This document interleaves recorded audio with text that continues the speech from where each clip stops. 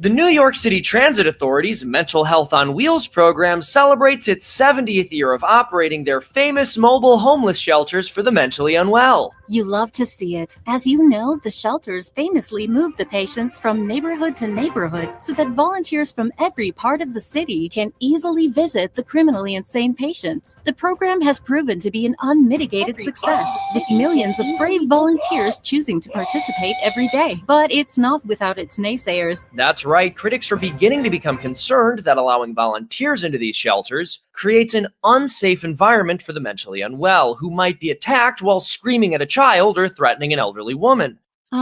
It's so sad how a few bad eggs are allowed to ruin the experience for everyone. I mean, why are we allowing this? That's horrible. And you know what this all stems from? Freeloaders taking advantage of the system, seeing these shelters as a way to get from point A to point B, and not as an opportunity to volunteer as emotional support humans for the mentally unwell to vent their frustrations at. Yep, that's true. It's unreal. The mentally wealthy have always tried to save the best spaces for themselves. Yep. In fact, it's gotten so bad that the Transit Authority felt compelled to release this statement earlier today. We are saddened to see there is now so much controversy surrounding our mobile insane asylums for the criminally violent. Unfortunately, many visitors have begun to take advantage of the program by attempting to use it as a method of public transportation. The Transit Authority would like to once again remind the public that the primary purpose of the subway system is giving violent drug addicts somewhere to scream. It's sad that this even needs to be said. I mean, if the subway isn't a safe place to scream at strangers, what do we even have left? It's so true. You know, the other day, I brought my children to one of these shelters, and the occupant began screaming at them incoherently. I really think he needed to vent that stress, and it was so good to have the opportunity for my children to provide that relief. But if some toxically masculine busybody tried to harm him, could it traumatize my children for life? Agreed. We need to talk about what this is. The mentally wealthy have always tried to save the best spaces for themselves. They've displaced the most vulnerable, violent, and psychopathic among us to mobile therapy spaces such as dollies, where protective face masks and straitjackets keep the mentally challenged away from the punchable and sometimes delicious faces of the general public. Of course. It's truly unfortunate. Next up after the break, beaches in Los Angeles are also suffering, as tourists have begun using them to swim and sunbathe instead of safely discarding used syringes in the sand. Become a member at freedomtunes.com for exclusive. Good evening, everybody. Welcome to the following program. I'm your host, Joe Neerman, a.k.a. Good Lawgic. That cartoon there doing a great job of underscoring how we have our mobile our mobile insane asylums that we call the New York City subway system. Oh, my God. Apparently, that's what the left thinks it is. Because you want to know what white privilege is? According to the left? White privilege is being able to kill a black man with your bare hands, raise $3 million for your defense, get acquitted, and then celebrate at a bar like you're not a trash human being. You're a trash human being, Angel Jones. Because that's not white privilege. That's not white privilege. That's actually white liability. It is. It's white disability. You have to go through that is white disability. You want to know how I know that's white disability? Because of this. Charges dropped against New York City man accused in a fatal subway stabbing. Grand jury declined to indict Jordan Williams on manslaughter and weapons charges in connection with the incident this month on a Brooklyn train, NBC. This was the same time as Daniel Penny incident happened, like within weeks of each other. This was on June 29, 2023. Jordan Williams, 20-year-old man who was accused of fatally stabbing a New York City subway rider, will avoid prosecution, city officials said Wednesday. A grand jury declined to indict Williams on manslaughter and weapons charges in connection with the deadly stabbing of DeVictor Ouedraogo, 36, on a Brooklyn J train on June 13th. Ouedraogo was alleged to have punched Williams' girlfriend and harassed other passengers. Quote, our office conducted an impartial and thorough investigation of this tragic case, which included review of multiple videos and interviews with all available witnesses, and the evidence was fairly presented to a grand jury. That's what the Brooklyn DA office said in a statement. Today, the charges against Jordan Williams have been dismissed. Williams' attorney, Jason Goldman, says client had acted in self-defense. That's Williams, the defendant over here. See, that's part of black privilege. Black privilege is you don't face charges. That's what happens. The difference is between Jordan Williams and Daniel Penny is that this guy is black. Daniel Penny doesn't have the privilege of being black. Under New York law, a person is justified in using deadly physical force when they reasonably believe it is necessary to use such force to defend themselves and others from imminent use of deadly or unlawful physical force. Is there any indication that Ouedraogo was engaging in deadly force? No, there really isn't. And this guy, instead of using his bare hands, the defendant here, potential defendant who never became defendant, actually killed the guy with a knife. Addressing the grand jury's decision Wednesday, Williams said he had been scared in that situation. I'm happy that I can get on with my life the way I'd like to. And frankly, I'm glad he wasn't charged. I'm not saying he should have been. No one should mistakenly misunderstand my meaning here to interpret that I'm saying Jordan should have been, faced charges. I don't think he should have. But he used deadly force in a situation that there was physical force, but doesn't seem like there was deadly force. So arguably, he's more guilty of murder than Penny was, because Penny arguably is not using deadly force. Just because a person dies doesn't mean you're using deadly force. So I think deadly force is measured as to like what's normally considered deadly force. At the time that he released Jordan Neely, Daniel Penny released Jordan Neely, guy's still alive. Addressing the grand jury's decision Wednesday, Williams said he had been scared in that situation, having it on my life. Deadly altercation unfolded just after 8 p.m. on June 13th. This is back in 2023 on a northbound J train as it approached Marcy Avenue and Broadway. I would never take the J train. J train there's certain trains I wouldn't take the J train. J train. That's one of the scary ones. Ouedraogo was taken to New York Presbyterian Brooklyn Methodist Hospital with a stab wound to the chest, later pronounced dead. Law enforcement sources told NBC New York Ouedraogo had allegedly been harassing people on the train and acted belligerently. A police official told the station that one of the people he harassed was Williams' girlfriend. A source told NBC, look how long we're into this article before they don't even mention a knife. They don't mention that the potential defendant here, Jordan Williams, used a knife until just he has an indication. The source told NBC New York that Ouedraogo had punched her. It's not clear what exactly happened in the lead up to the stabbing.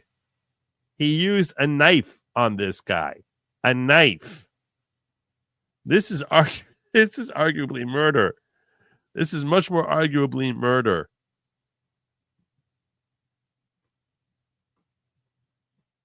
Early on, the incident drew comparisons to the altercation resulting in the death of Jordan Neely, a former Michael Jackson impersonator, died last month after a Marine veteran allegedly put him in chokehold. The day Williams' charges dropped, the suspect in Neely's death, Daniel Penny, pleaded not guilty to second-degree manslaughter and criminal negligent homicide. Look at the distinction. This guy's pleading not guilty while the other one is having charges dismissed. Daniel Penny didn't use a knife. The other potential defendant did. Only difference we have here. So the two differences, to be fair. Two differences. One is that there was physical contact between a third party, and that party being Jordan's girlfriend, and the victim, Ouedraogo. So that's more of an escalation. But there's also more of an escalation in that Jordan Williams used a knife. Using a deadly weapon makes it a far more dangerous situation. So that's the difference. And now you get this bitch over here saying, "Oh, white privilege is being able to kill a black man with your bare hands, raise $3 million in defense, get acquitted, then celebrate at a bar like you're not a trash human being." You suck. You suck. How much money was raised? How much money was raised for terrible people all the time. It's just you suck. You're a loser. So she got ratioed up the wazoo. In case I'm familiar with social media term ratio. That's when you have that's a reference to when you have a ratio of how many likes you get versus how many comments. Normally, these are the comments over here, 4,500. Normally, the likes here, the ratio of likes to comments is greatly in favor of the poster. People like if people like your content. If they think your content sucks, they tend to talk and not like. So, a healthy ratio would be like 10-1 hearts over comments. When you have the inverse, you have twice as many comments as you have hearts. That's society telling you, we think your opinion sucks. That's what it is. It's a beautiful thing. Also, when you see quote tweets, when you have to look at this here. When you see this many reposts, look at how many of them are quote tweets. Because I'm not sure I can see it here. When people are quote tweeting, you'll see that there's going to be hate here. I haven't looked at this, but you'll see. Like I said, there's going to be hate. This might be a touch of hate. Okay, this person's a sicko. This person's a freaking racist.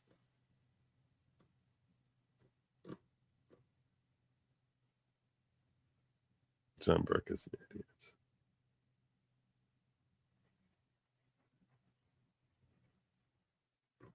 Even here, I agree with him.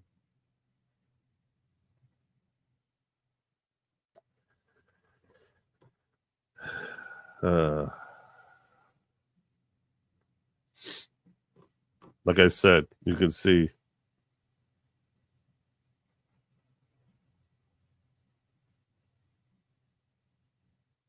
I didn't know he kidnapped the 7-year-old. I didn't know that Jordan Neely smashed a 6-7-year-old woman in the face. I didn't know he kidnapped the 7-year-old. I'm not sure about that's true. Anyway, so she's getting the levels of love that she deserves. That's appropriate.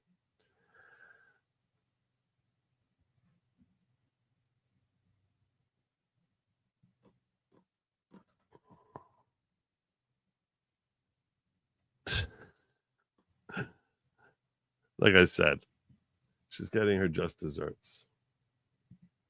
But yeah, it's not white privilege. It's white. When it comes to the justice system, it's become white disability. That's just reality. He happens to be very fortunate that he was acquitted. His life is still ruined because of sick individuals like this woman here. It's ruined because you think he can go anywhere and be safe. You think he can still live in New York and be safe? He's going to be harassed the rest of his life, this guy. The rest of his life, he's going to be harassed. His life is over. Life as he knew it. The Daniel Penny life that he knew before is over. This is now a new life that he's living. Maybe better, maybe worse. I don't know. Definitely not the same life. Because imagine, having this idiocy going on around you. What's his name? Jordan Neely! Say his name! Jordan Neely! What's his name? Jordan Neely! This is predictable.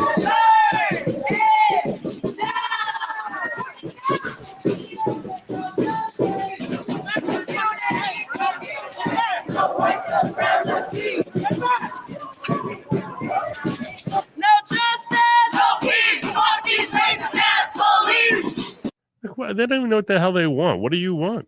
What do you want? They can't tell you. They want Daniel Penny in jail. Well, that's not happening. So now what do you want? Well, we just want to be, what's no peace? What does no peace mean? No peace! No peace! No justice! No peace! Fuck these racist ass police!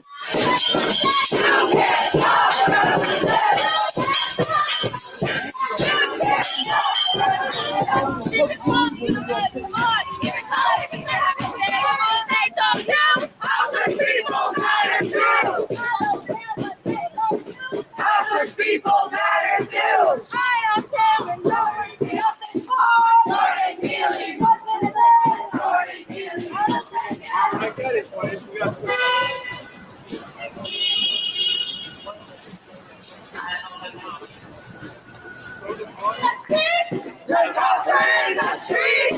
There's more. I'm waiting. I'm trying to get to like the part where the clown stands up. There's a part where the circus is back in town and the clown is about to stand up. I've seen this show before. I've seen this show before. There's a clown, and you'll know the clown when you see the clown. When you see the clown, you will know the clown. When the clown stands up, fully decked out, you will know the clown. I want to tell you this is the clown. You'll just know, wow, I guess this circus does have clowns. Yeah. So we're getting there. Here's this is the march of the elephants. But yeah, the circus is back in town, and we're about to see the clown come up, take center stage in a moment.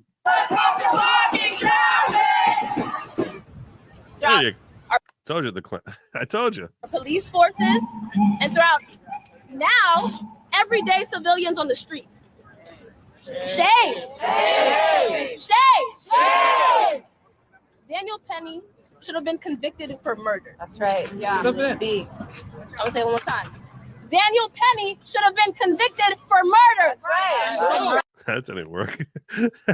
This is about as awkward as Kamala saying, now scream your own name. Yeah. Hey, Fox Raid. Megan, God bless you, woman. Thank you so much. Appreciate it. Very kind of you. Yeah. So Bozo's she's got stuff to say. Clowns be clowning.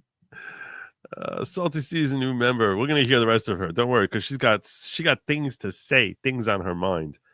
Is Luigi Mangione in the family of Chuck Mangione? He spells it with an E, and I don't know who Chuck Mangione is. So maybe that's shame on me. Maybe don't tell anyone I don't know who Chuck Mangione is, because this woman might have people, scream shame. Yeah, I said shame. Yeah.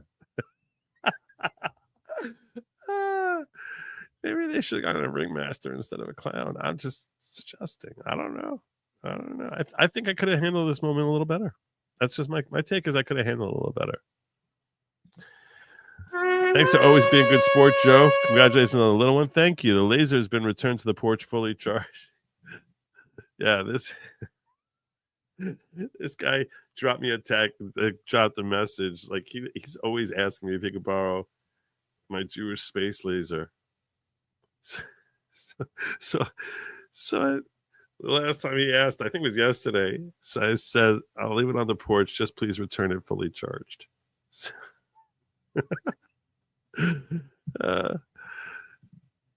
So Penny was dressed like Gene Wilder with shoe polish and Silver Streak.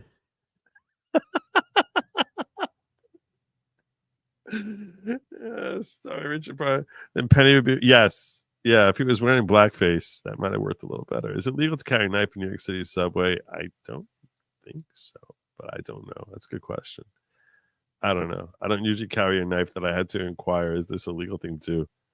When can I schedule you to come visit? I can't even schedule when I'm going to come here to visit. Don't people see how bad I am at this? I've been so tired. I've just been tired all day long today. I was like, and I actually got to sleep at a normal time yesterday, and all day long I was tired. I tell you, I fell asleep at 5:00 today. I had a family conference meeting. We had a family conference meeting. I don't even know what time, because I don't really like the family conference meeting. My own family conference. When I say family conference, there's really two different things that could mean. That can mean my wife and offspring, or it could mean people to whom my siblings and father. If it's my own family, I'm a lot more determined to be there than if I'm just, one of, my father's offspring there. And I actually slept through it. I got called. There was a Zoom call. They were not happy with me. I was tired. I don't know what to tell you. I'm feeling very run down. I have this head cold I've been fighting all week. You hear me coughing? I'm coughing. I really am sick though. But I'm not like sick enough to go to a doctor. I don't have like fever. I'm not vomiting. Thank God. It's like it's not anything. I just feel like really run down and head cold. Like I don't know, like a 24-hour flu kind of thing without even the fever. I don't know. Just coughing, a little bit of chest pain. I never tell Lady Lawgic when I feel chest pain because I never want her to freak out. So I never tell her that. I know she's asleep now, which is why I can say it. So, yeah. But not serious chest pains every once in a while. Anyway. So as far as scheduling, like where I'm going to be a day tomorrow, I'm supposed to be doing it. I'm good at scheduling 1 day in advance, maybe 2 days in advance. That's my specialty. 1 or 2 days in advance, I'm much better at than like days, weeks in advance. Because I'm like, I don't know. Do I want to tie myself down for that? If I tell someone I'm going to be somewhere, I try to be there. If I got to do it like days, weeks in advance, I can be like, oh, okay, tomorrow I'm good. Tomorrow looks good. So this guy, crypto lawyer, asked me, he said he wants to host an X Space with me talking about my SCOTUS application. So that's going to be tomorrow at 8 p.m. on X Space. But he asked me, like, when's a good time to schedule? Can I schedule for the weekend, next week? I was like, all right, Wednesday, Thursday. That's pick one. Pick Wednesday or Thursday. So you pick tomorrow. So if you want me to, I think he picked tomorrow. Actually, make sure I didn't try to get that wrong. Which one did he pick in the end? I hope he didn't pick Thursday. Thursday's Thursday Night Football. I think he said tomorrow. Yeah, tomorrow. Okay. All right.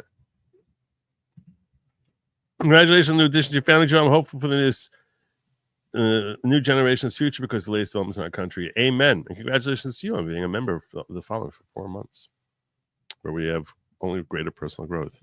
Clowns be clowning. It's a flugelhorn, not a trumpet.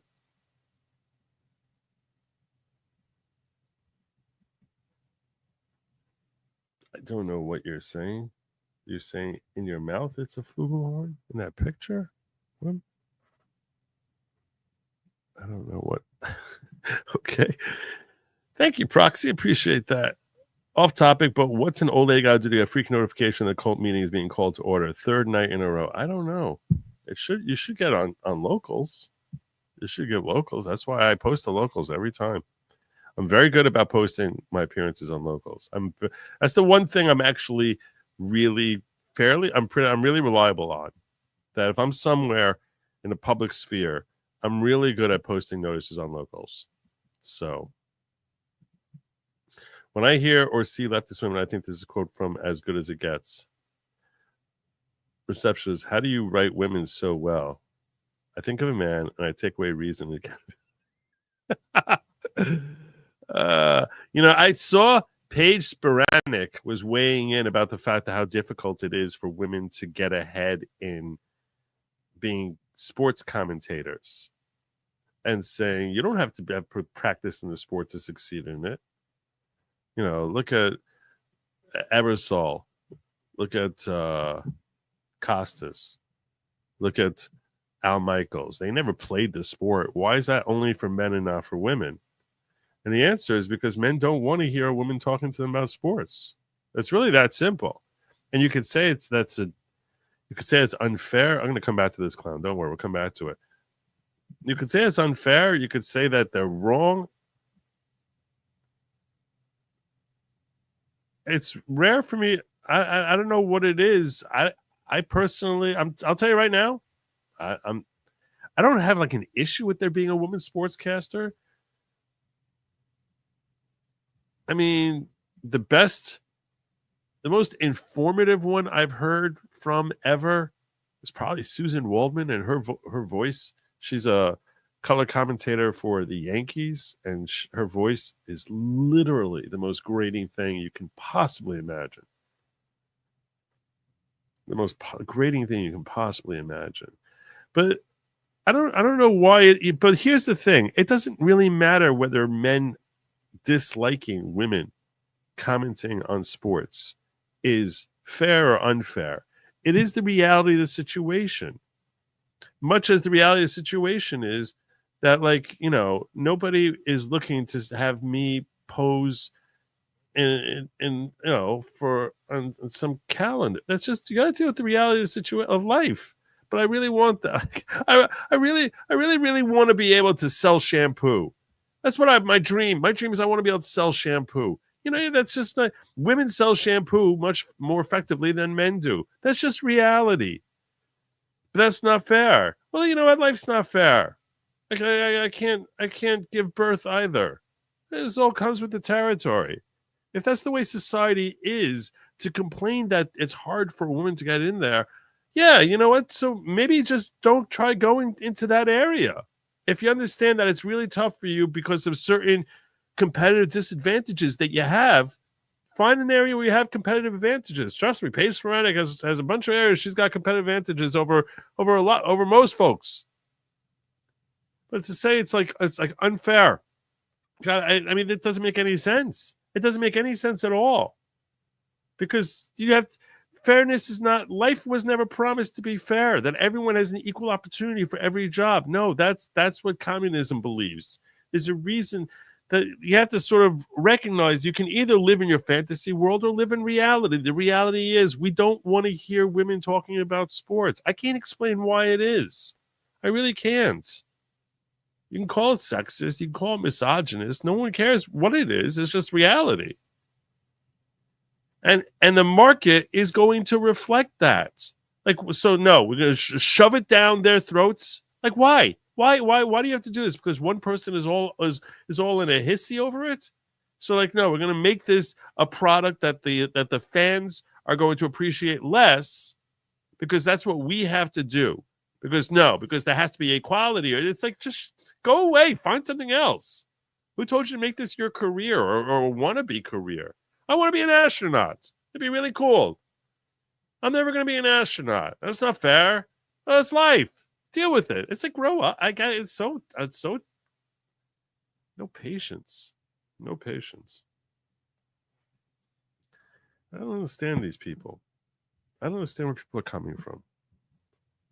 It's like, no, all society has to conform to whatever my mood is as far as what I want to do, or my dreams are, because I'm a dreamer. I'm a dreamer.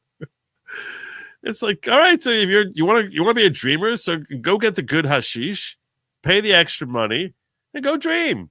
That's fine. Go dream. Just don't. It's very nice you to be a dreamer, as long as I'm impacting, millions of people who are just like, I don't want this. I don't want this. You know what? When I'm having a sandwich, I don't want whole wheat bread. But I want to sell you whole wheat. I don't want it. I'm the customer. I don't want it. Now, on wraps, I do like whole wheat wraps. I'm not going to kid you. But it's like, no, you have to eat the pumpernickel. Like, no, I don't have to eat that. I don't have to. Now, yeah, it's true. When you have a situation where there's a monopoly, like in the NFL, am I saying that people will tune out if women are covering it? No, probably not. Probably not. It's just like, it's like you're making it just a product that people want less.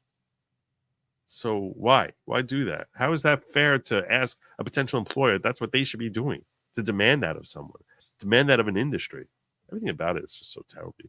It's like just lacking any sense of reason. I know someone's going to clip this and say, look at Joe, he's a freaking sexist misogynist. Let's say, I don't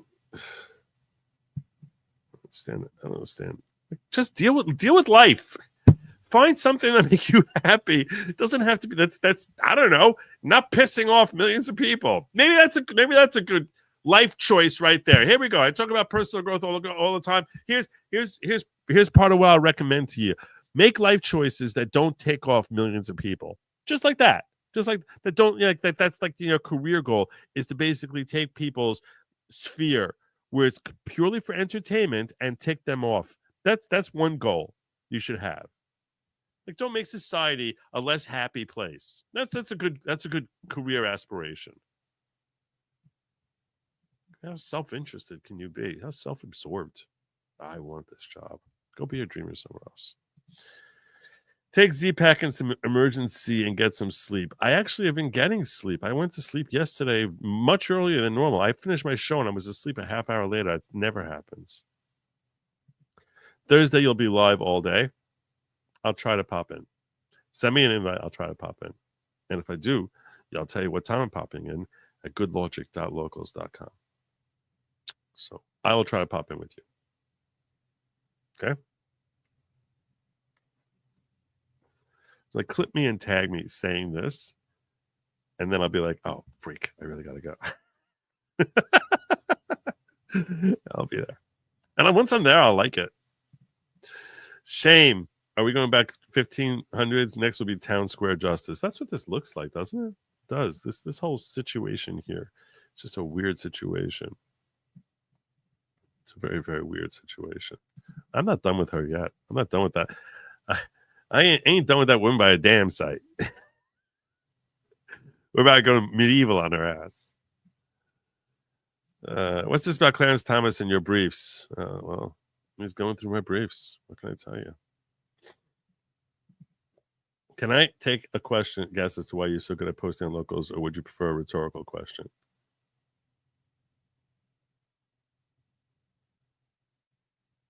What? You can. I guess you can. Pneumonia is going around our area. Be careful. Congratulations on the new grandson. Thank you. Thank you, Kathy.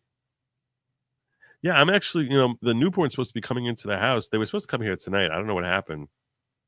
I was asleep when that plan got changed. But I haven't seen him yet. And I'm sort of thinking, like, should I stay away from him?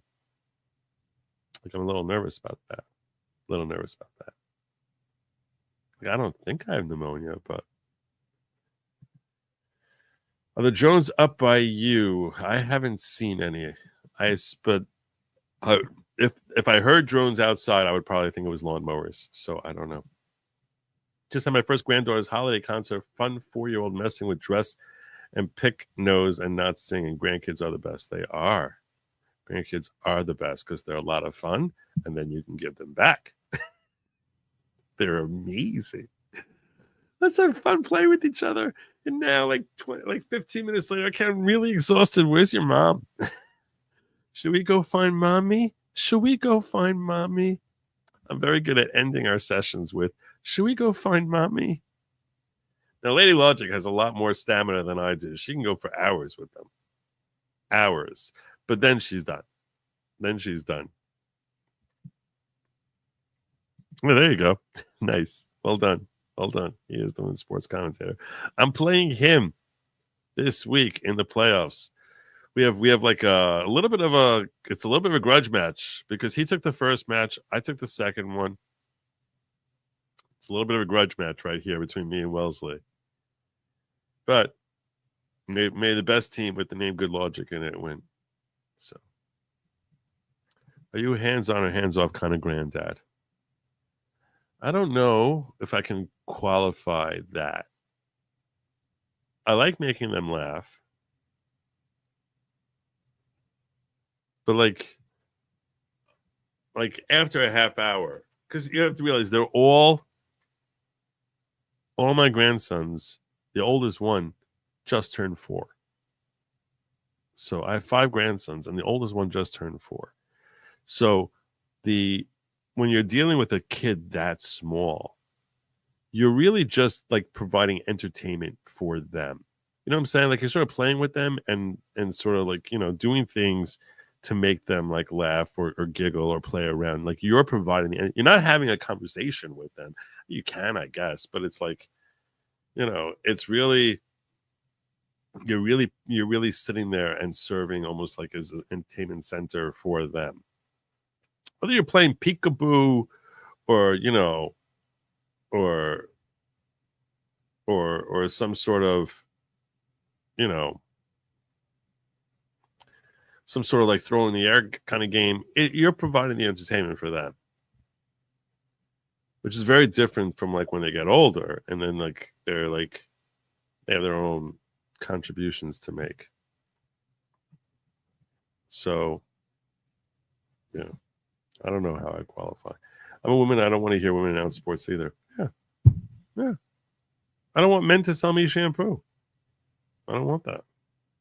It's just reality. It's like everyone's got to upset the apple cart all the time. I'm a chicken. I don't want to hear chicks during sports. Yeah, no one does. No one does. Come to Iceman. We will fix you. Will you? Will you? He's the guy who got me. This is Shia. When I had COVID, he was the one who hooked me up.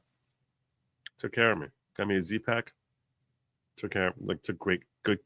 I highly recommend if you're in the area, Iceman. They're great. They're great. So, yeah, highly recommend them. Hey, you got your $2 worth out of that one. You can deduct that one, Shia. You can totally deduct that one. Most people I'd charge $100 just for saying what I just said, and that was $2. That's what you thinking. Let's get back to the clown show. Let's do the clown show. Clown show. Let me make sure I didn't miss. I don't want to miss a rant. The Texley says, "Get yourself some zinc, vitamin D3, magnesium, glycinate." There's no medical advice on this show, but that's that. I don't know if they're a doctor or not. So that's not medical advice. I did have some orange juice today. I felt like I was hoping it would give me some strength, but it really didn't. So,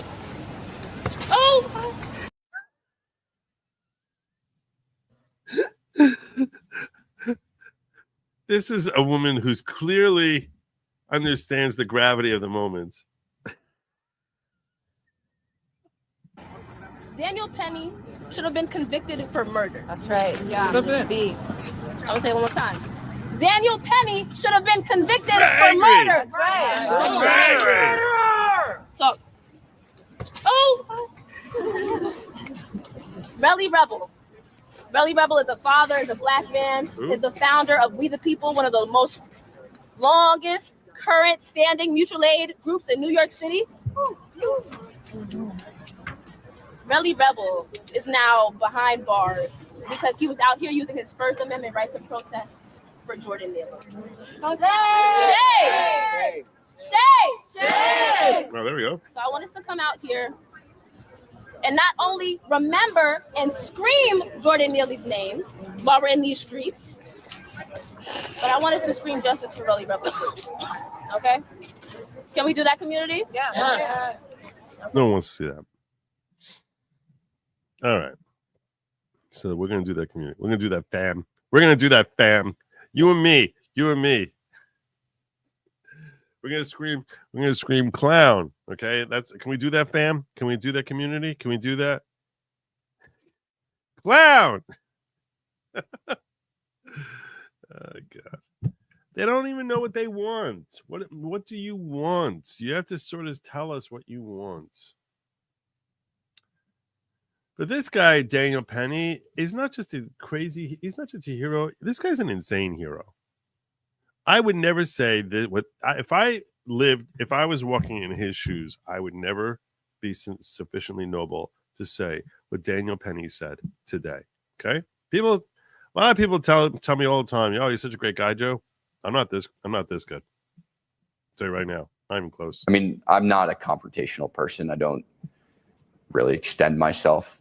And I think this type of thing is very uncomfortable. All this attention and limelight is very uncomfortable. And I would prefer without it. I didn't want any type of attention or praise, and I still don't. Mm-hmm.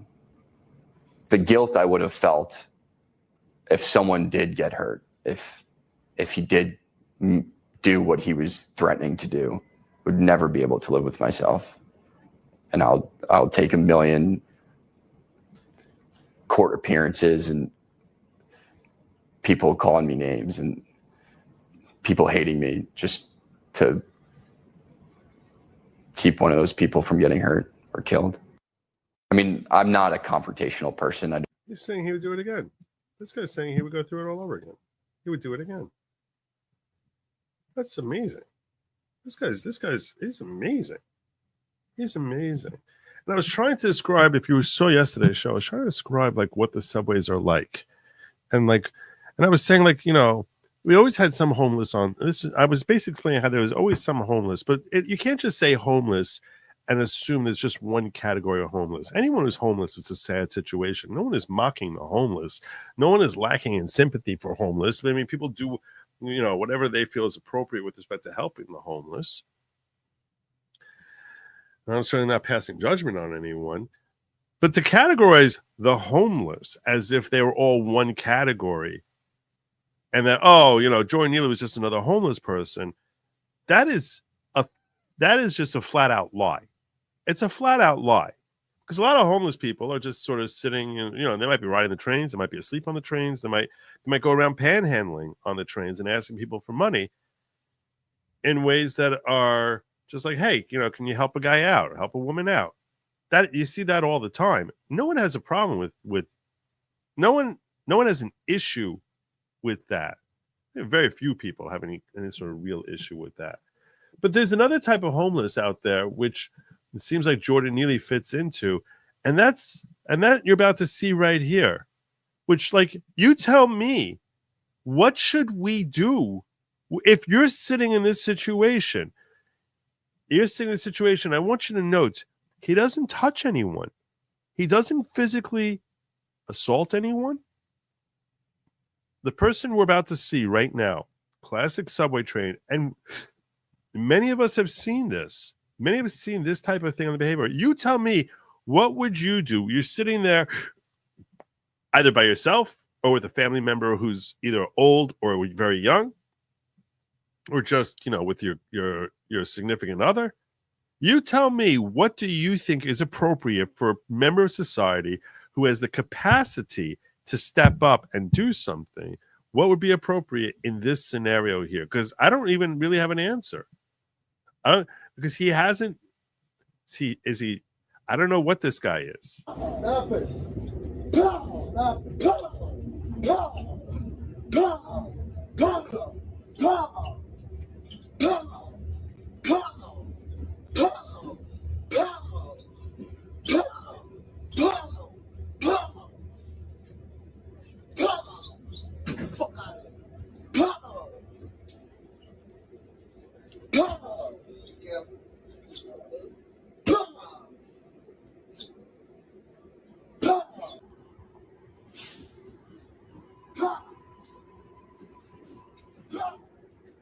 What do you do here?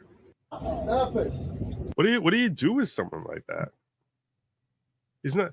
You can see, like, the women are sort of like cowering and like sort of like closed off, like, oh my God, please don't hit me. And he hasn't hit anyone. He hasn't made a direct attempt to assault any individual. But that these things definitely happen, and when they happen, it's from someone acting like this. It's like, what do you? I mean, this is just like these are like the loose cannons. They're just like a loose cannon that's roaming the subway, and I don't know that there's an answer as to, like, so should a Daniel Penny type stand up and just sort of grab that guy from behind and hold him still?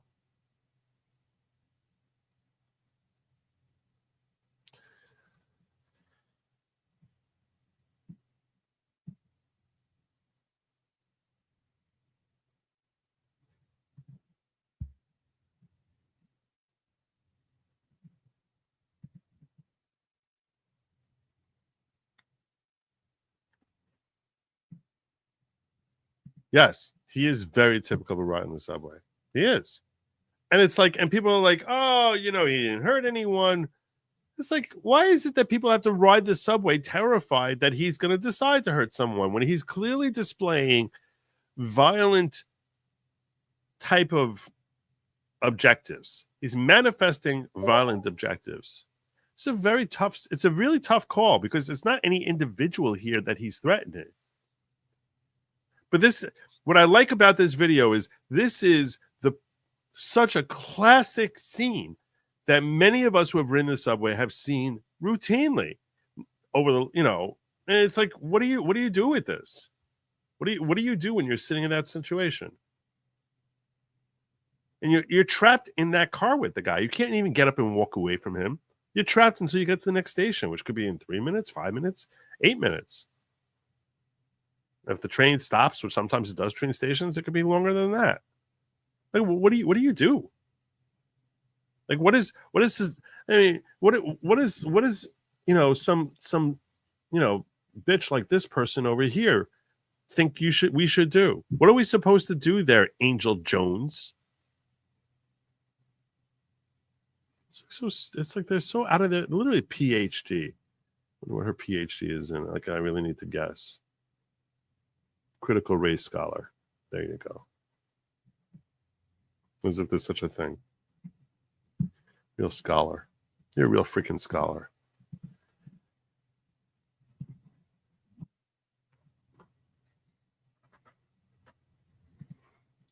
Little one's a good practice for dealing with the woke.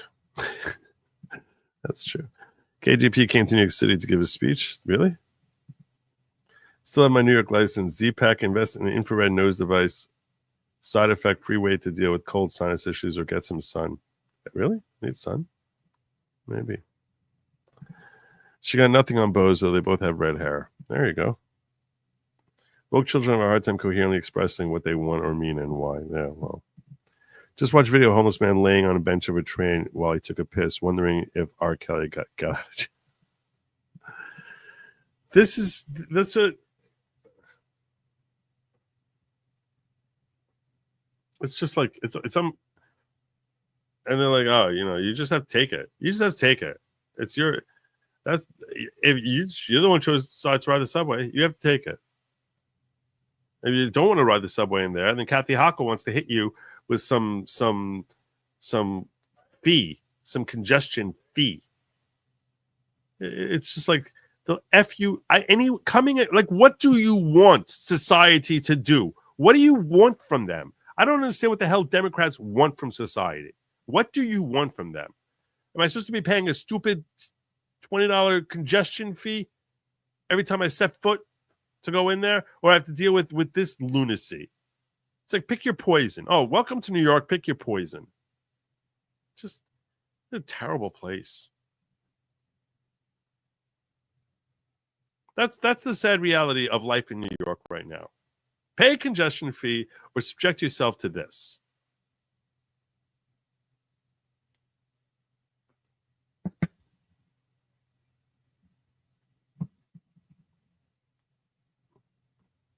And don't think that can't happen on a bus also. The only difference on a bus is the bus driver will, usually stop crap from going down. Usually. But I've seen too many people like that on the DC Metro, and that's why I stopped taking public transportation. I'm too scared.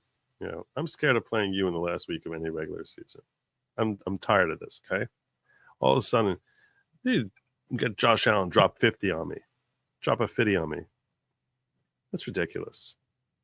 It's ridiculous. I wasn't too upset, like I said, because I had Josh Allen in my other league where I really needed a ton of points to back into sixth. And that happened only because Josh Allen. So I really wasn't too upset with Josh Allen going off on me like that. But yeah, congratulations on kicking my butt yet again in the final week of the season. If I'm slated to play in the last week of the season next year, I'm just not even going to show up. We're going back to subways in 1970s and 1980s. Yeah, I mean, it's mania. It's mania. All right. Someone mentioned KJP. This was her today, telling us that, hey, guess what? Another 50 billion going to you. The United States and G7 are now making good on that commitment. Together, we will leverage income earned from frozen Russian sovereign assets to income earned. We stole money from the Russians. We're calling that income earned. Money we steal from Russia is income earned. Okay. Now we're going to give that to Ukraine in a loan. to provide a total of $50 billion of extraordinary revenue acceleration ERA loans to Ukraine. This will lend vital support to the people of Ukraine as they defend their country, and it also makes clear aggressors and tyrants will be responsible for the damage they cause. That's yeah. There you go. There you go. God, January 20th cannot come fast enough. Cannot come fast enough. January 20th cannot come fast enough.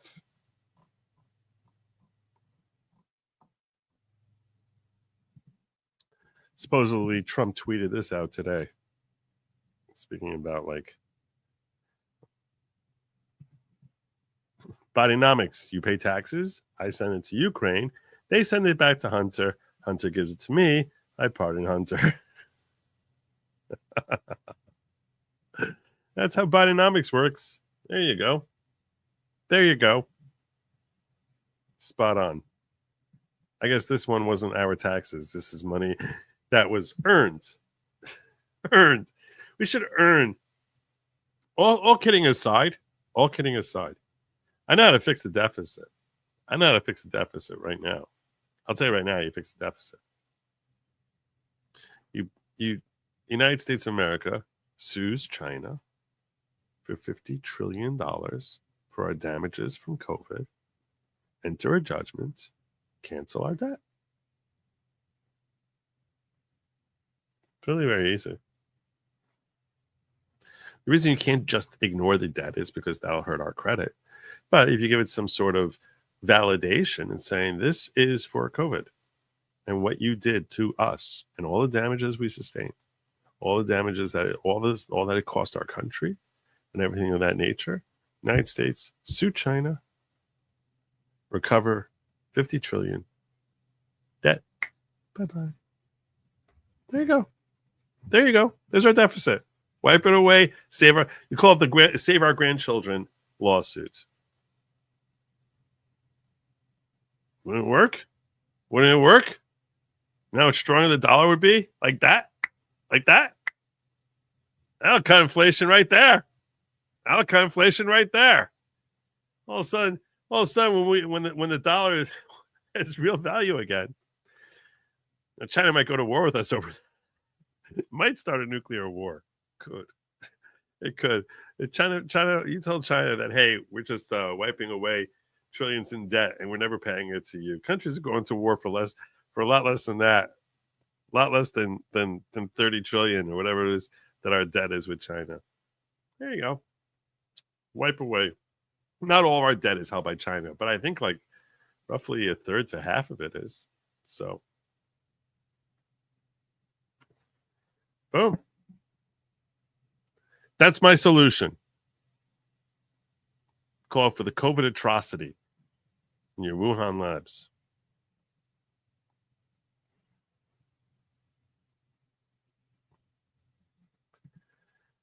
I don't know. They only show up for me. They only show up to play me.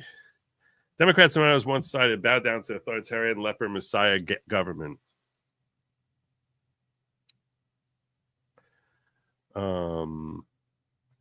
Yes, that's true. Because that's them. Then it would come out the U.S. was involved with the lab. Maybe.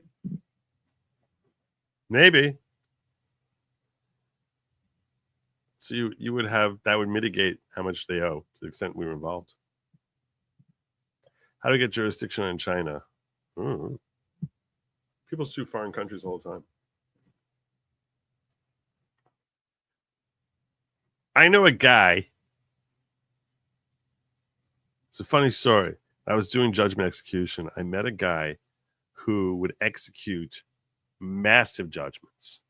This guy put me to shame. He had a judgment against, I think, Argentina for like $100 million. And he managed to seize a battleship.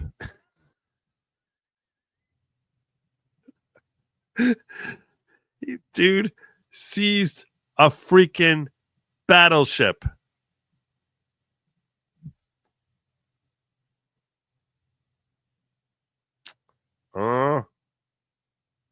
Seize the battleship. Dude, you're a freaking legend. Be auctioning off battleship. Pay off a judgment.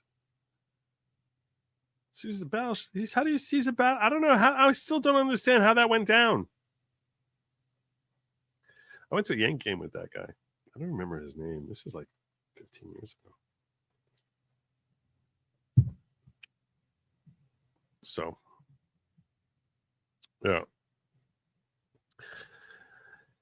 So jurisdiction can be obtained against countries, but I've never engaged in that type of litigation, so I couldn't tell you offhand how the whole jurisdiction thing works. Maybe you serve the embassy. Probably serve the embassy. That's probably what you do. That's what I assume.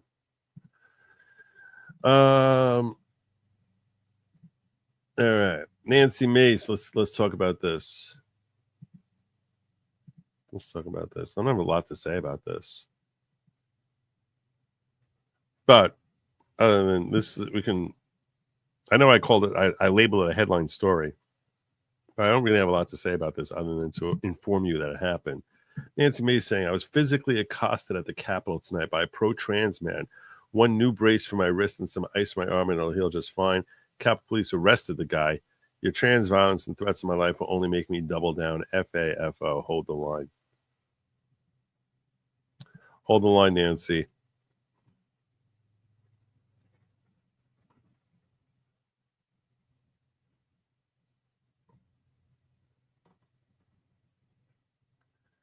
So,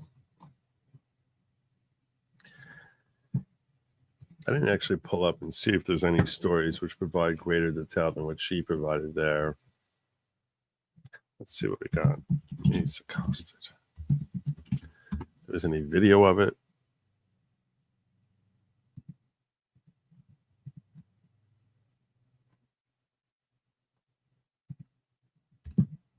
Over a 30-day period, we sent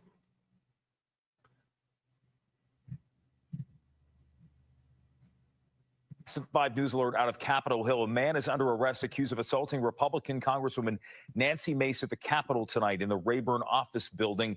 Capitol Police say James McIntyre of Illinois assaulted the South Carolina representative just before 6 tonight. Mace had tweeted she was assaulted by a, quote, pro-trans man.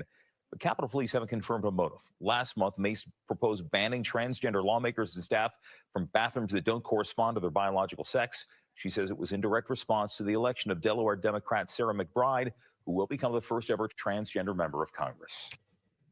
So there you go. We don't really know much more about that. We don't really have video of it. That's all we got. There's an investigation over a ongoing. 30-day period, we sent 48,668 leads. Yeah. So there you go. In case you thought that the crazies were restricted just to the subway, no, apparently they're roaming the halls of the Capitol. Good times. Good times. I know people want me to get to the mole. I know they want me to get to the mole, and I'm getting to the mole right now. Let's get to them. Let's talk about the mole. Time to talk about the mole. All right. We'll start it here. Breaking. Susan Wild, top Democrat on the House Ethics Committee. On the freaking House Ethics Committee. As in, we're the ones who are overseeing ethics, morality, doing right and wrong. We're the ones overseeing that. The top Democrat for that is Susan Wild, who you may note lost her election this past November. She's from Pennsylvania House District 7. And Susan Wild, oh no, you lost by 4,000 votes. Lost it to Ryan McKenzie. So this bitter bitch, who's the top Democrat in the Ethics Committee, they choose who's going to be their ranking member of the Ethics Committee. She is this is like the pinnacle of ethics in the House, Democrat House, pinnacle of ethics. Susan Wild has been out as the leaker of the Matt Gaetz report. Now, the reference here to the Matt Gaetz report, those of you who may have forgotten, when Matt Gaetz' name was floated out there to become the new Attorney General. And Trump floated his name out there. All of a sudden, we heard all these different reports about how he's consorting with minors in ways that border on illegal, and that there was the House Ethics Committee was engaged in an investigation. Now, the House Ethics Committee was scheduled to release a report, and a couple of days beforehand, Gaetz dropped out of the House. And the rules of the House say that if you're no longer a member of the House, as a general rule, not always, but in most cases, will not release any reports of any investigations into you. Many people speculate that so what happened, the timing was Trump announced that he's the AG. He steps out in order to enable them to have an election. That's what he says at the time. Some people noted that it was right before the House was scheduled to release a report on him that he was he apparently was not too happy about. And then after there was a lot of blowback, he said, I'm not going to be the AG. I'm not going back to the House. So some people speculate that this was all sort of coordinated in order to help keep that report secret. Speaker Mike Johnson said, we're not going to release the reports. What happens is the next thing we know, New York Times reporting, hacker got the report out there. We got the report. I don't know if they say we got the report, but some folks got the report. The report has, despite the fact that there was a hacker, it really hasn't gone public. I haven't been able to find any copies or iterations of the report or redacted things related to the report. I haven't seen anything in the report. Apparently what was hacked was the report and certain exhibits to help support the purported findings of the report. And when I was reporting on this story back when this first broke, I speculated it makes zero sense to believe that it was a hacker. The reason it made zero sense to believe it was a hacker is because why would a hacker find specifically that report?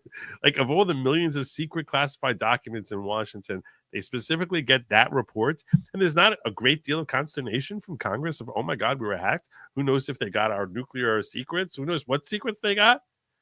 Who knows what the hell the hacker got access to? There wasn't this whole uproar, brouhaha. It's like, oh my God, some stranger's hacking.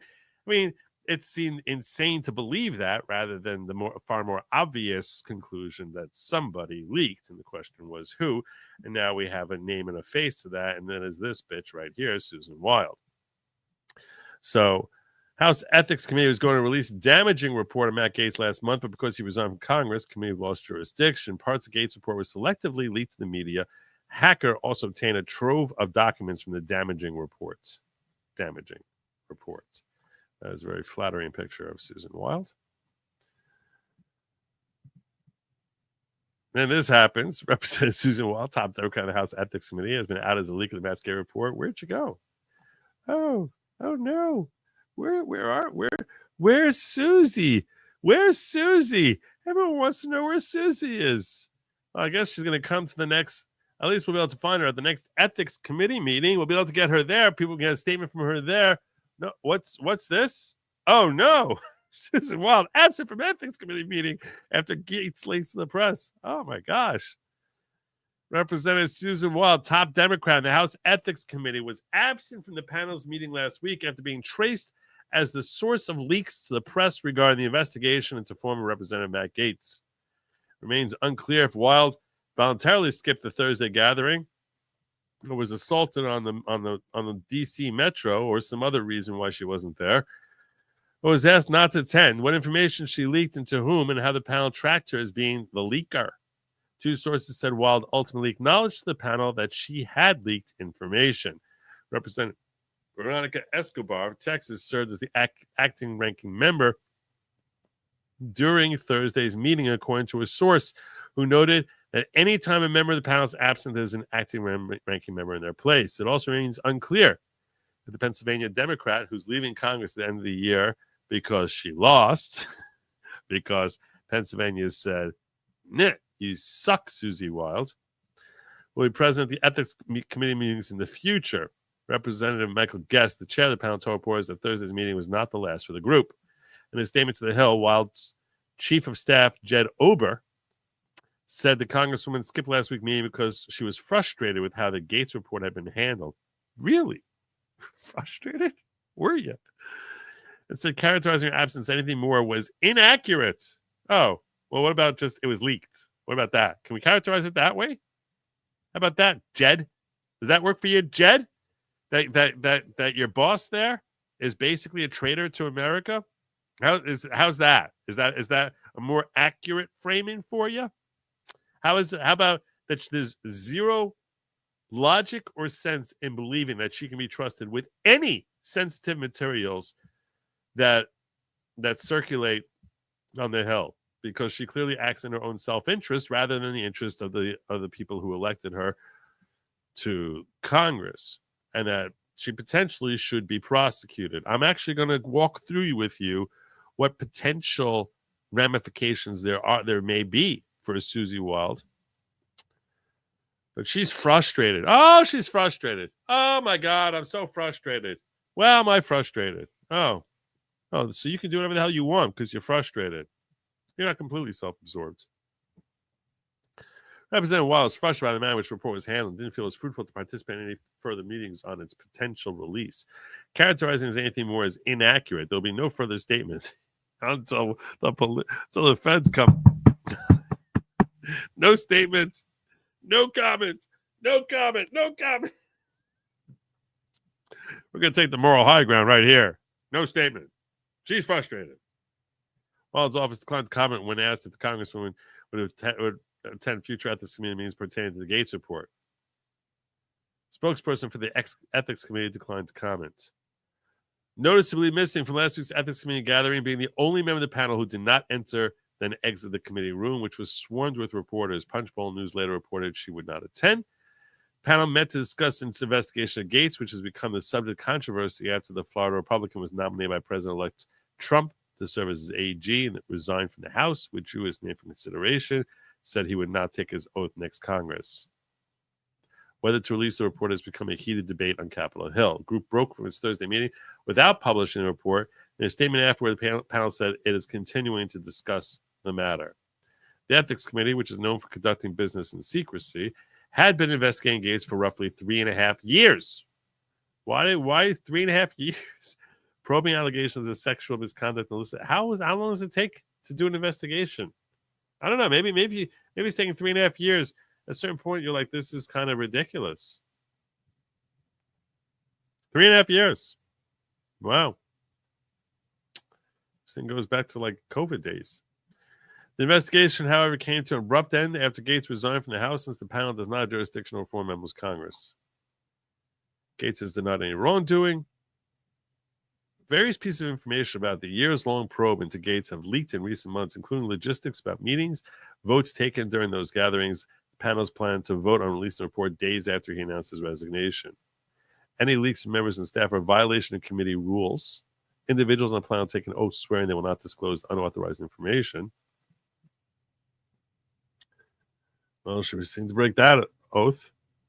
The language is, I do solemnly swear or affirm that I will not disclose to any person or entity outside the Committee on Ethics any information received in the course of my service to the committee except as authorized by the committee or in accordance with the rules.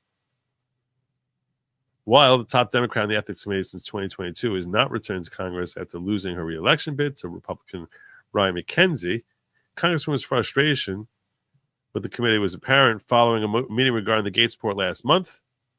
Guest exited the huddle saying there's not agreement by the committee to release the report, which Wild later characterized in remarks to the press as inaccurate. Apparently everything in her world is inaccurate.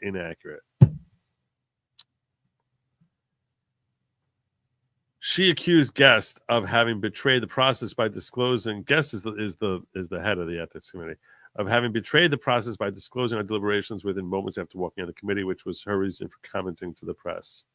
Yeah, there's always an excuse. There's always an excuse for your immorality. Immorality always has great excuses. There's always. What about you're just an immoral bitch? How about that? How about that?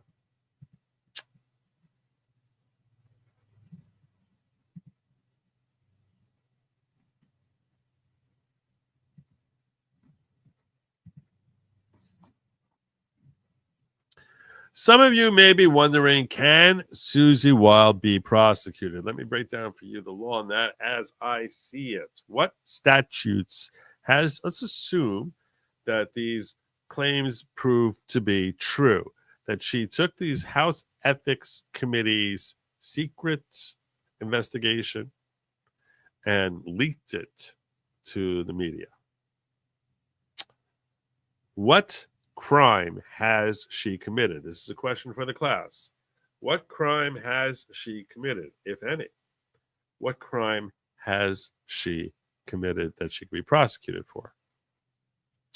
I think that's a very interesting question, which, seeing as how I'm talking about this and I'm a lawyer, I should at least speculate how if I was sitting on the DOJ, if I was working for Kash Patel, if I wanted to go after Susan Wild, what could I charge her with?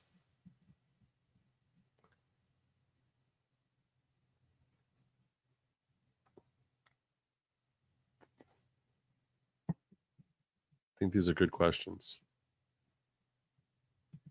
Defamation is not a crime. We're talking, that's a civil matter. What crimes? Violation of oath?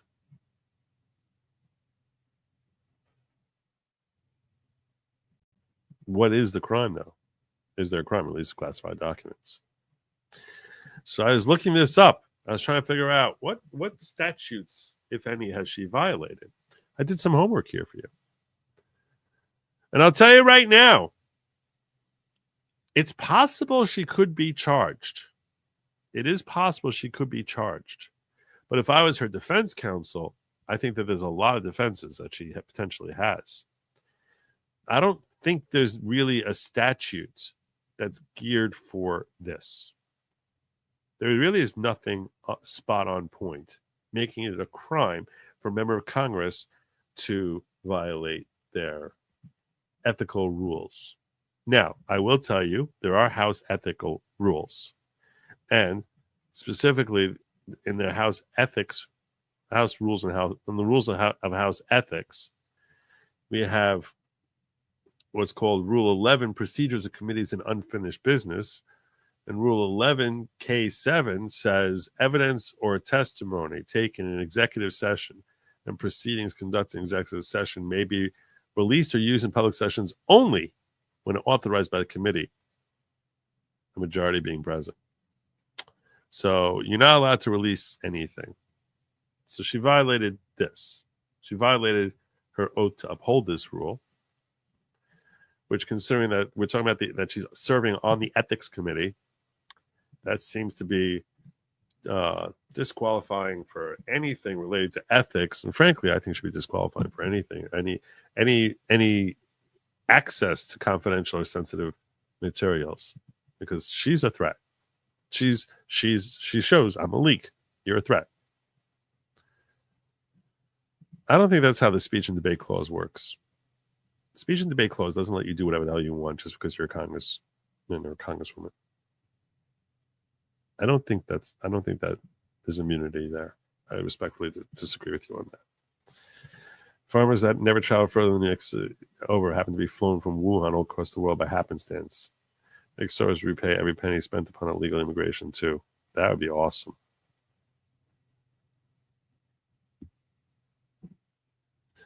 That would be awesome. All right, so let's start looking at some statutes here. So that's the House rules, but that's not a criminal statute. There's no penalty. There's no criminal penalty for this. There is no criminal penalty for this. This is under the Procedures of Committee on Unfinished Business for the House of Representatives. So there you go. That's the House rule violation, which violating the House rules could lead to sanctions or removal from the House or removal from committees. There's a lot of different ways they can handle that. Let's face it, not like she's got a lot of time left there. But First one, I'll call to your attention. Let's assume that I'm charging. So I'm going to give you, this is what the prosecution would claim, and here are the defenses that she has, because there is no statute squarely on point. Let's get into it. First and foremost, 18 U.S.C. 1505, obstruction of proceedings before departments, agencies, and committees. Whoever with intent to avoid, evade, prevent, or obstruct compliance in whole or part with any civil investigative demand duly and properly made under Antitrust Civil Process Act, willfully withholds, misrepresents. Whoever corruptly or by threats or force or by any threatening letter or communication. So this is what we could have here.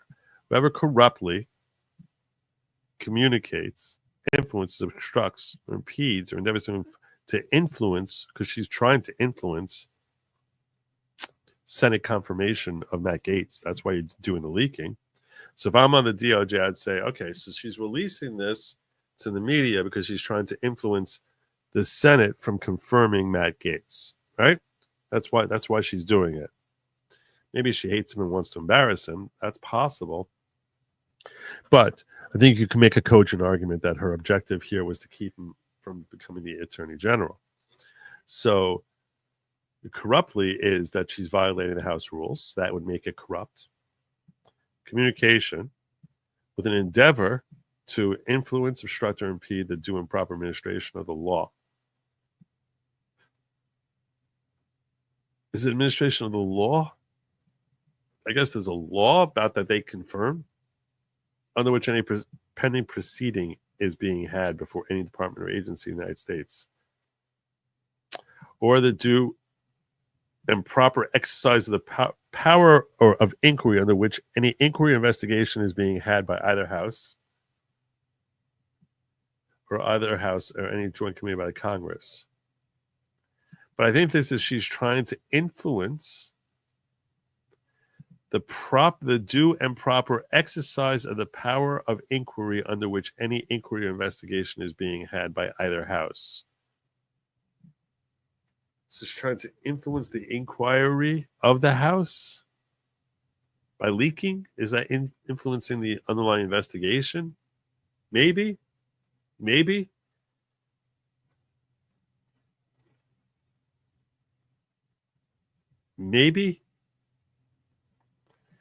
So they can be fined on this time in prison not more than 5 years. So this is the first one and the most obvious one. This is the closest thing from what I've seen so far. And look, I'm not a federal prosecutor, nor have I ever been a federal defense attorney. So I'm just speculating here based on my limited research into this matter since learning of this story. But if I was Susie Wild's defense counsel, I would say first and foremost that she cannot be impeding the due and proper administration of the law under which is any pending proceeding with respect to the Senate confirmation, because there is no pending Senate confirmation. He hasn't even been nominated yet. Donald Trump's not even president yet. So there's no pending proceeding being done by the Senate. So accordingly, to the extent that this would be try to apply that her objective is to influence Senate confirmation, this statute doesn't seem like it governs, because the Senate doesn't have anything pending. And just because we may anticipate that at some point in the future there was an expectation that the Senate would be holding confirmation hearings to see whether or not Matt Gaetz should be confirmed as the Attorney General, doesn't mean that at the time Susie Wild is acting here, there is a pending proceeding. So because there's no pending proceeding, I do not think that to the extent we try and say, hey, she's trying to influence the Senate confirmation, I think that actually helps her.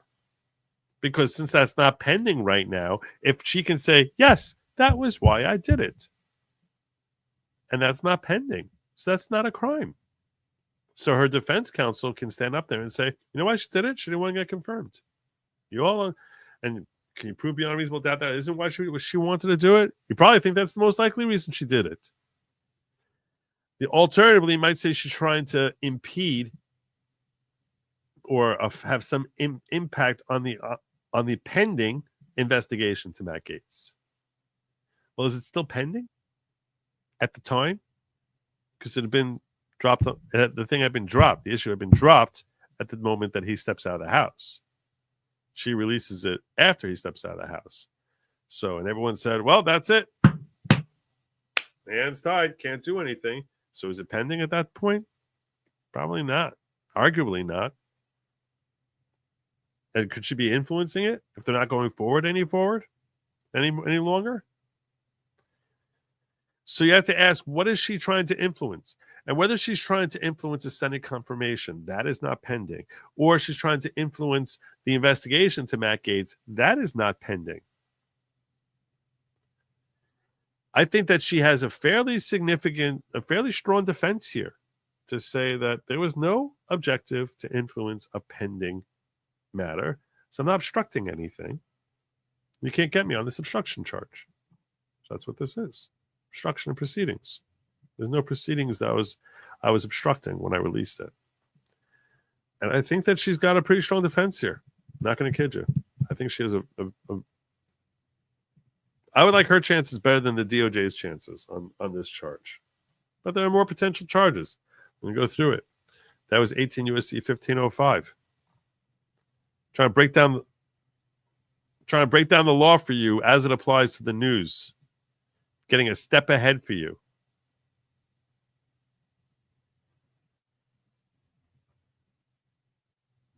Okay, next up, 18. You're saying ask ChatGPT which she could be charged with. How do you think I got here, Robert? How do you think I got to 18 U.S.C. 1505? How do you think I got there? I was like, what I actually asked ChatGPT. I was like, what could she be charged with here in this scenario? What can we charge a congressman with for leaking information? There, see?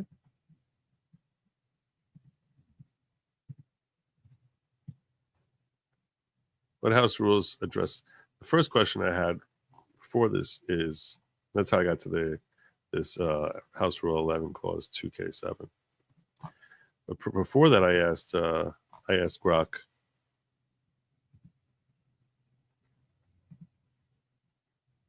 this is a crime for member of Congress leak private committee reports if so named statute.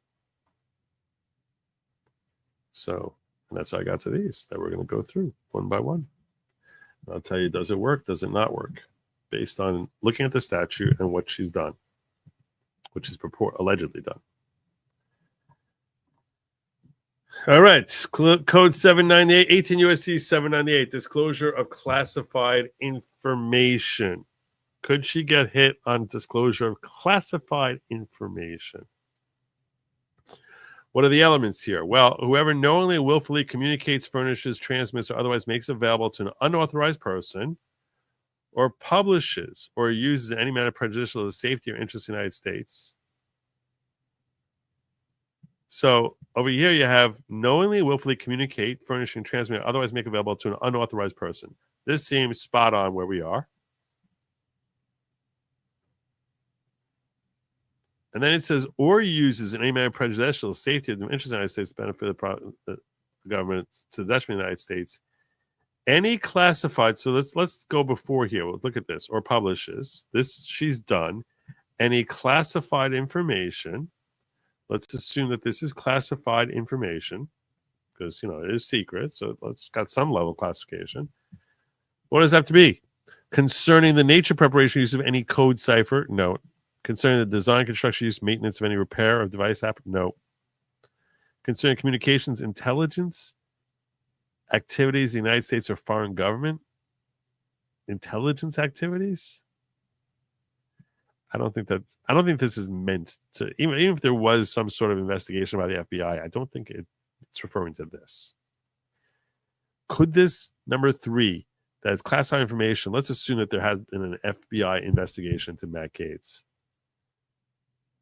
So it's concerning the communication intelligence activities of the United States. I think that this is actually restricting sharing things about how they communicate, not information gleaned by the FBI. That's how I would read this, considering the overall nature of this statute. Reading it justum generis, reading it in context, I don't look at this as like things generated by the FBI, but I look at it as things related to how the FBI or CIA or other DNI agencies are conducting or acting. Number 4 says obtained by the process of communication intelligence from the communications or any foreign government, knowing the same to be obtained by such processes. I don't know. Anything here seem to fit? I doubt it. Maybe it does. My gut says no. You sort of tell me how she fits, how she would fit into number 3, or how this information fits into number 3 or 4. I have grave concerns about the ability to successfully prosecute her on this statute. I don't think it's going to work. All right. Next up, 2071. Concealment, removal, mutilation generally. This is talking about people who are destroying documents. So I don't think this is going to apply. Because she's not destroying it. She's just disseminating information. Whoever willfully and unlawfully conceals, removes, mutilates, obliterates, or destroys, or attempts to do so, the intent to do so takes and carries away a record. The idea here is you're trying to basically steal information that the government will no longer have it. So that's not relevant here at all. And finally, we had here U.S. Code 641, public money, property, or records. Whoever embezzles, steals, purloins, or knowingly converts to his use or the use of another without authority, sells, conveys, or disposes of any record. So she's not selling. She's without authority conveying a record. It's got to be a thing of value of the United States or of any department or agency thereof, or any property made or being made under contract for the United States. So if she conveyed or disposed of a record,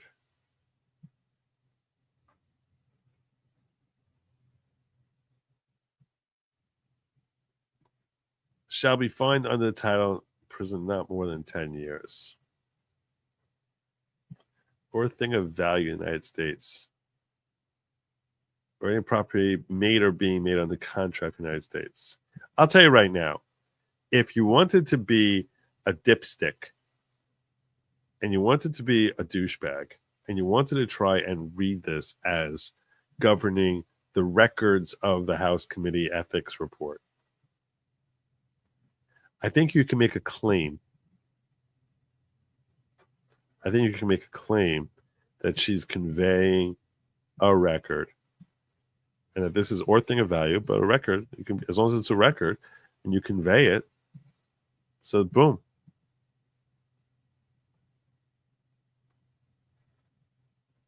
Or any property made or being made under contract for the United States.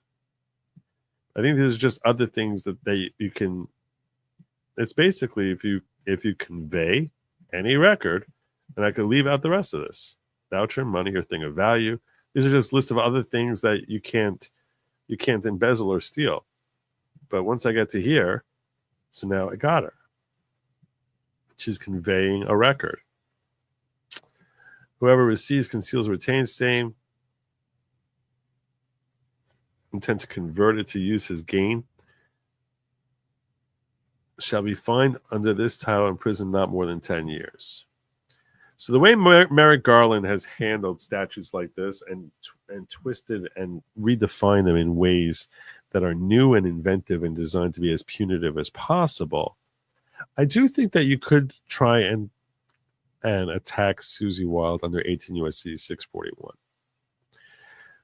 But please bear in mind this. Please bear in mind this. I think this is meant as far as stealing for benefit. Stealing something from the government. I don't think it's really intended to refer to a committee house report or investigation findings. I don't think the authors of this statute were thinking, would this would attach to someone who wrongfully shares information that they had access to. I don't think that's what they meant for this to be, but I think you could, in theory, successfully make this claim. This is probably the strongest statute if you were for the DOJ. If I was her defense counsel and all these charges were brought under all four of the statutes we've looked at so far, this is the one that I think that would concern me the most. Because the technical reading, you have the technical reading of a statute, and then you look at the intent and objective of the statute. The overall objective of the statute clearly seems to be we're trying to stop people stealing from the government. Here, she's not stealing. She's basically sharing information, but she falls into the technical language of this statute. And this is what we saw the Garland DOJ, how they tried twisting statutes to say, well, this also means that. And you can look at the technical words, and we got you. So if Kash Patel wants to go down the Merrick Garland route and go after Susie Wild, in that case, I think that this probably is his safest bet for how to go after her. I wouldn't really be a huge fan of it. I'm not going to kid you. Because I don't like reinventing statutes. I think we got enough laws as it is. That reinventing a statute beyond its intended effect, I don't think that makes America, a society, a better place.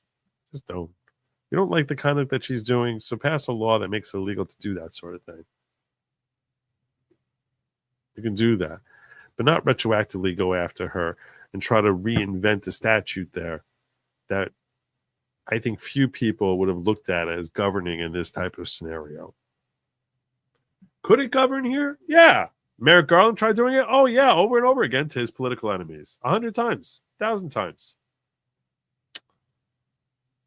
It's just like getting Susie Wild's scalp on this crime. Well, I'm wondering what you guys think. Do you think that they should try to use 18 U.S.C. 641 here? You think they should try and use this to... Do you want to see Kash Patel and Pam Bondi go after Susie Wild for releasing the House records, House Ethics Committee's private report, because she conveyed a record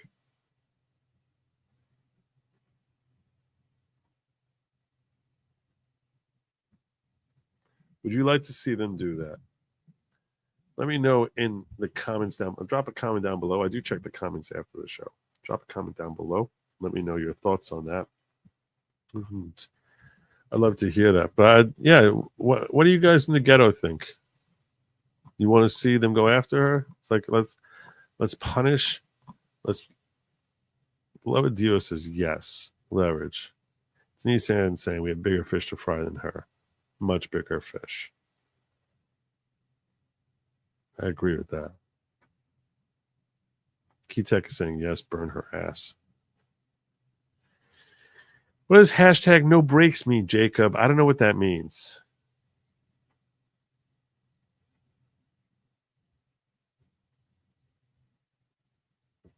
Hang all the traitors. Let me check out my diggers. Oh, they're active tonight.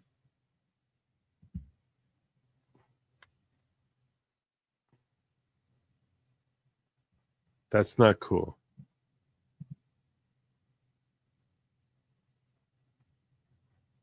That doesn't look remotely like me. I don't know what the hell that is.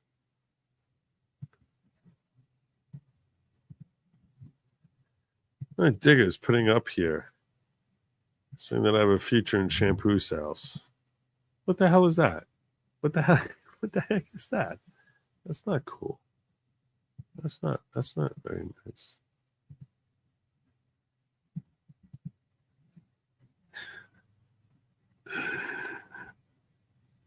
Bastards. That's over in locals, goodlogic.locals.com. All right.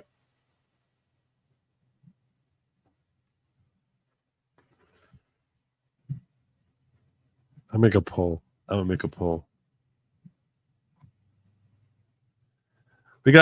I need 5 more in like the next half of $10 or more. And then what did I promise I was going to do? A 30-minute advice call in. Our goal tonight, I have 26 minutes left. I said I'd have a 30-minute advice call in if we get to 15 yellows or higher. So just need 5 more there on that. And voila. Boom. Presto bango. Presto bango. All right.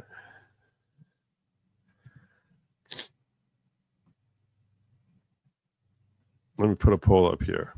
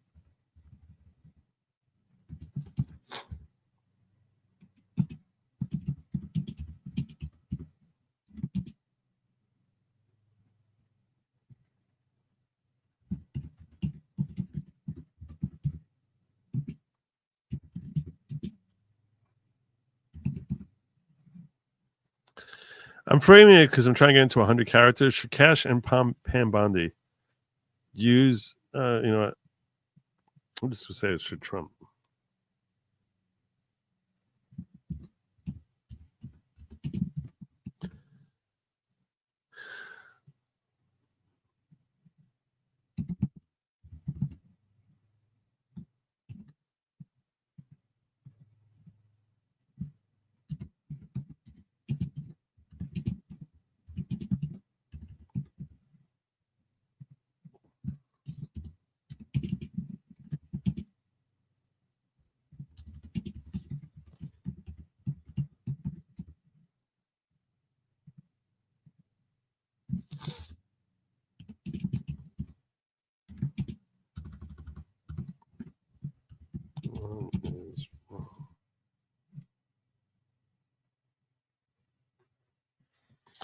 The options I'm giving you are yes, good for goose, as in good for goose, good for the gander.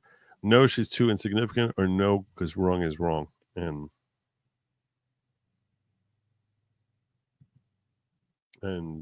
it's really kind of changing the law. So that's my poll up there. I'm curious your thoughts on that.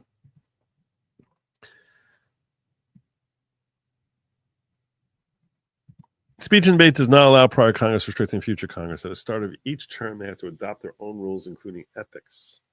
However, the rules are not the law. Okay.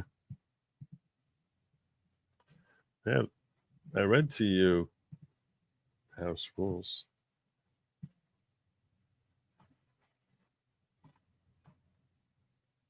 I think those House rules.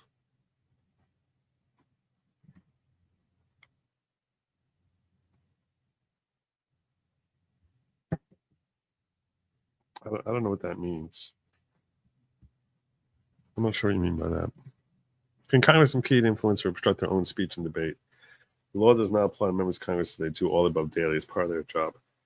Speech and debate is related to them having their arguments with each other, that they can't be prosecuted for anything they say in that context. That has nothing to do with with actions they take once they leave the Congressional Hall and go back to their private offices.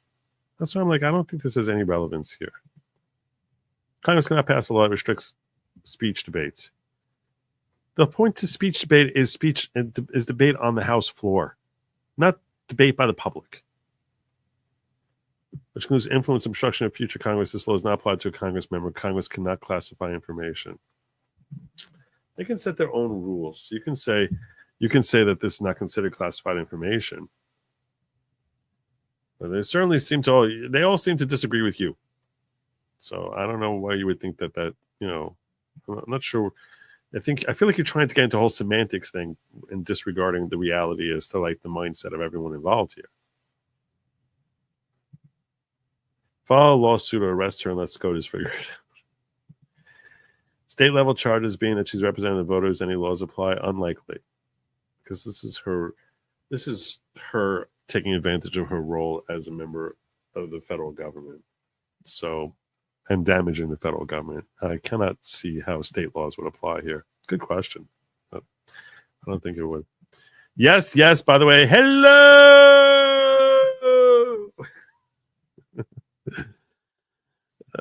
Refer back to House for sanction, maybe impeach. She's not going to be impeached. She's leaving in 10 minutes. They're not going to bother impeaching her. Look up statutes regarding government document classifications. These should cover the unauthorized release of government documents. Well, I don't know what document classification this has, and I do think it's a fair question. The one thing I took from Allegan's point here is the capacity of the House to classify documents.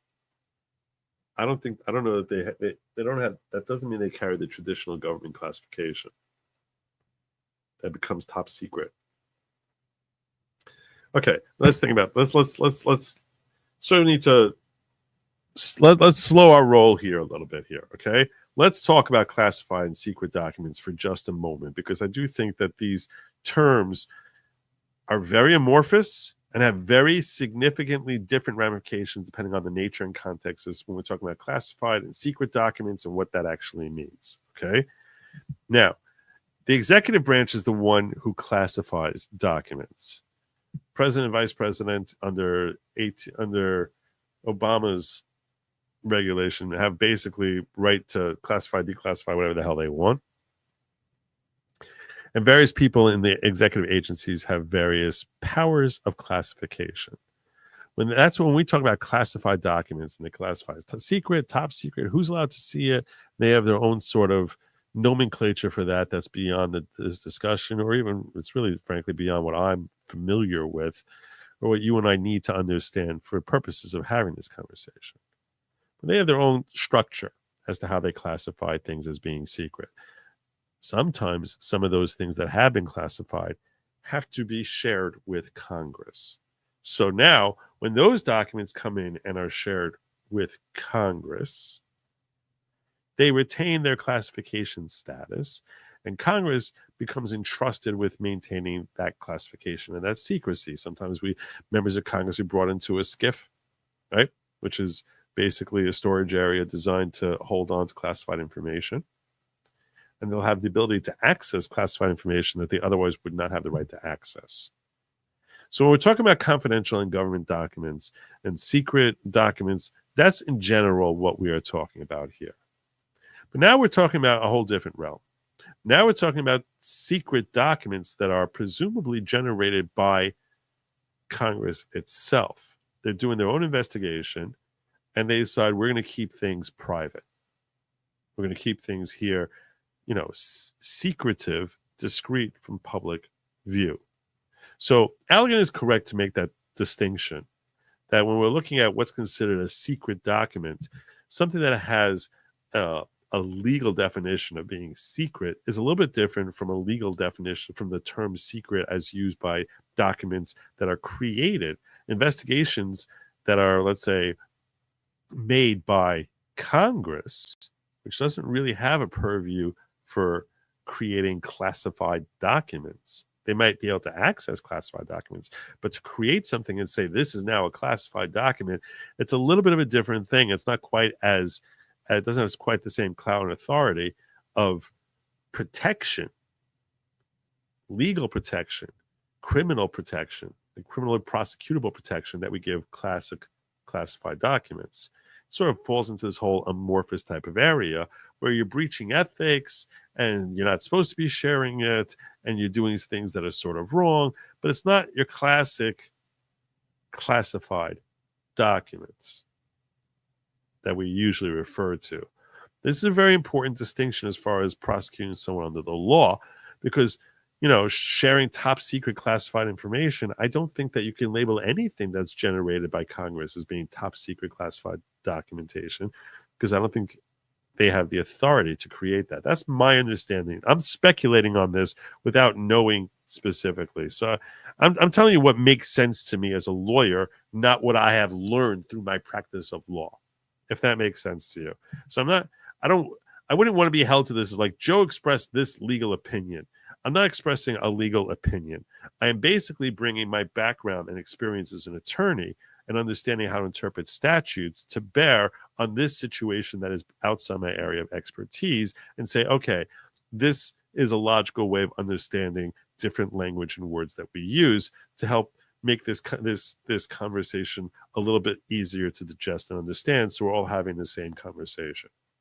So that's why I don't want anyone to say, oh, Joe's legal opinion was that this is not classified documents. I'm telling you now, I don't believe it is. I don't think it is.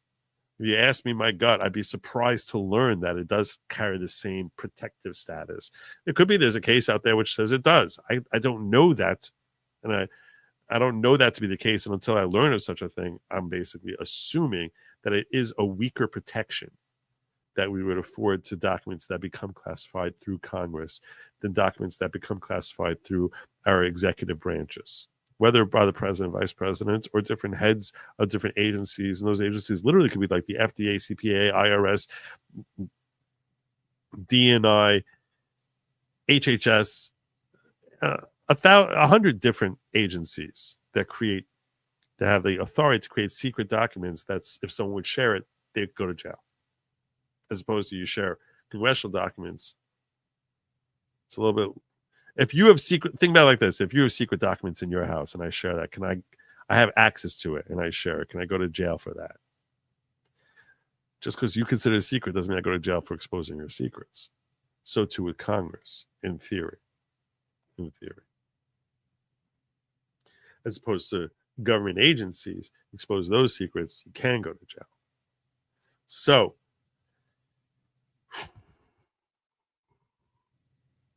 now, I'm sure someone's going to come out there and show me a case which says that the Supreme Court said that no, any documents labeled classified by the Senate is considered top secret, carries the same weight for divulging it. Could be there is such a case. Until I see it, I'll assume not. Anyway, so now it's possible that incorporated in those files, in the Matt Gaetz investigative file, it's possible there are some documents in there which are actually classified. I'd be surprised if that were. It seems as if this is just research that's being done.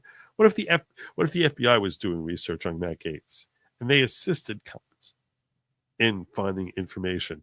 Does that now become some level of classification? Possibly. Because they're an agency which seem ripe for having the power to create classified secret information. They do this thousands of times a day, no doubt.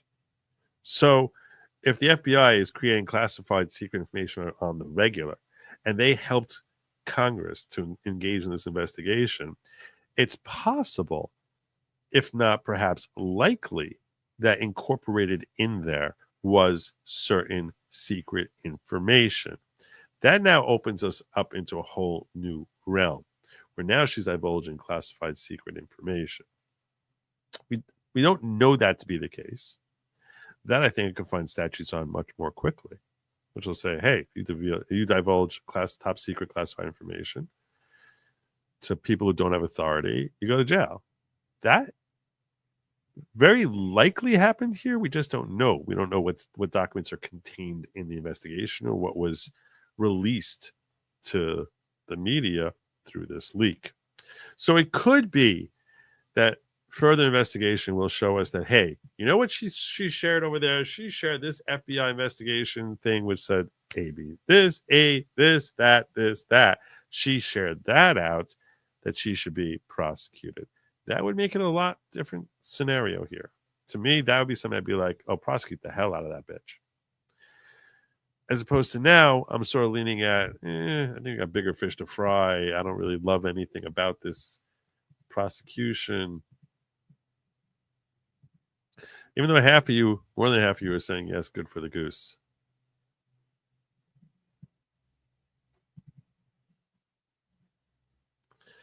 But I think it's an interesting thought exercise to sort of think about, okay, what makes something a secret document, and at what stage would she be violating the law? And that's what I was trying to bring to bear here. I hope that was helpful.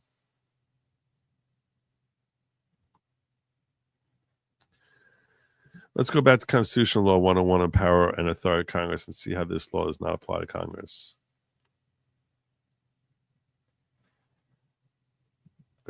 Don't be a dick. I don't want Cash to be like Garland, but I'm tired of Republicans always taking the hard road and still being badmouthed by Democrats. Yeah, I feel you. It's a frustrating thing. It's frustrating to feel like we had to get down in the mud with them, right? It's frustrating. For official use only, confidential, secret, top secret, which classification reports like Matt's investigation file fall under? And that's what I was trying to express now. We don't really know, right? Because it becomes secret because the House Ethics wants to keep it a secret. That's one level of secrecy. Contained in there could be other documents that have been created by the FBI, which may have a higher level classification of being secret, and that's being shared with the Ethics Committee for purposes of their investigation. But they could have their own files they shared, which do have certain more typically labeled as being classified. More typically classified as classified. So we don't know what's in that report, right? That's kind of a catch-22 that we have. We're not going to know what's in the report. So we're sort of feeling around in the dark here as to the nature of these documents and what classification they may or may not have.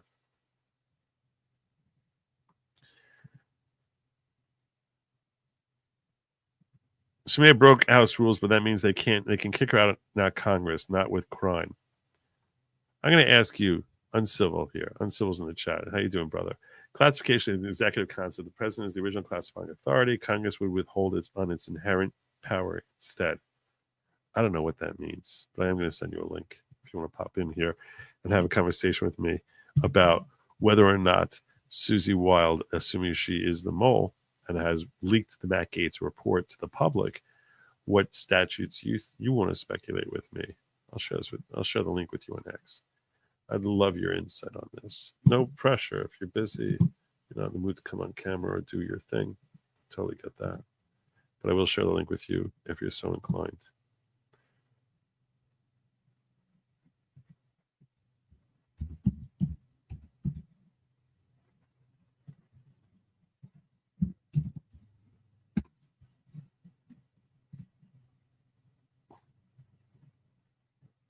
May have been confidential and disclosure, broke House rules, but it's not crime, but ethics violation. So, are you saying something different from what I'm saying? I don't understand. Congress can make confidential documents, but that's a very limited because under common law, we have the right to our government documents except documents of national security, which are purview of POTUS, secret documents only. I feel like you're trying to say something here. I feel like you're trying to say something here. Jenny, God bless you, woman. God bless you. Thank you. I don't think Cash Patel is going to play nice with the Democrats. I don't think he is either. I don't think he is. Congress has no inherent classification authority. Yeah. I agree with you on that. Look at that. Ask and you shall be happily rewarded. How are you, Kurt? It's good to see you. And by the way, congratulations. Oh, thank you. Thank you very much. So I was making a fairly pedantic point. I was pointing out that the concept of classification, when you say something is classified, that's an executive branch concept because the president is the executive. He's the original classifying authority. He's the one from which all classification flows. So the concept of classified is strictly an executive branch concept. So I was making a fairly pedantic point. That's what I was speculating. Yeah. I agree. That's my speculation was exactly along those lines. And so if Congress is withholding, it's not classified because Congress can't classify because they're not the executive. So they'd be withholding based on their inherent power. What does that mean, withholding on inherent power? They would be arguing that they have power because they think they're imbued by the Constitution, by separation of powers, basically. So so when someone violates that, what is their crime? If I were to break in there and steal that report, let's assume I literally broke into Susie Wild's office and stole that report off her desk. You mean other than the breaking and entering? Or let's say she told me go in there, get the keys. I have my keys there and I'm a staffer and I basically took a copy of that report and released it to the public. Did I just break the law? There might be some statutes dealing with governmental documents that I would be thinking about, with theft of governmental documents, because it would still be a document of the government, or theft of congressional property, theft of congressional documents. But none of the statutes regarding disclosing confidential material would govern that report. You think? Not classified material. No. What if some of that report was generated by an FBI investigation? And they perhaps there could be classified material that's contained within the report, right. And then that material that you were disclosing could be a violation of problems. Right, that's what I thought. So what I was looking at here, I don't know when you showed up here. What I was looking at here was 18 U.S.C. 641, which says whoever embezzles, steals, prolongs, or knowingly converts to his use or the use of another without authority, sells, conveys. By basically saying whoever conveys any record, because I'm trying to figure out what crimes could Susie Wild, assuming she's the mole here who leaked the Gaetz report, what could she be charged with? So what I have here is whoever conveys any record, this seems to be, it's about money, but any record this could be a record. As I'm looking at this statute, I'm like, maybe she could be charged under the statute. I don't think the statute was intended for this. No, I don't think so either. But that doesn't mean it couldn't be used. Department or agencies, and that seems like, because Congress is not a department or agency. I mean, I understand it says the United States or of any department, but it seems odd. Then they talk about property made under contract. No, I don't think this works. Why not? If you were defense counsel, let's say Pam Bondi charged, you're representing Susie Wild here. She gets charged with 18 U.S.C. 641. Pam Bondi comes in there and says, this is any record that was conveyed, that she conveyed, and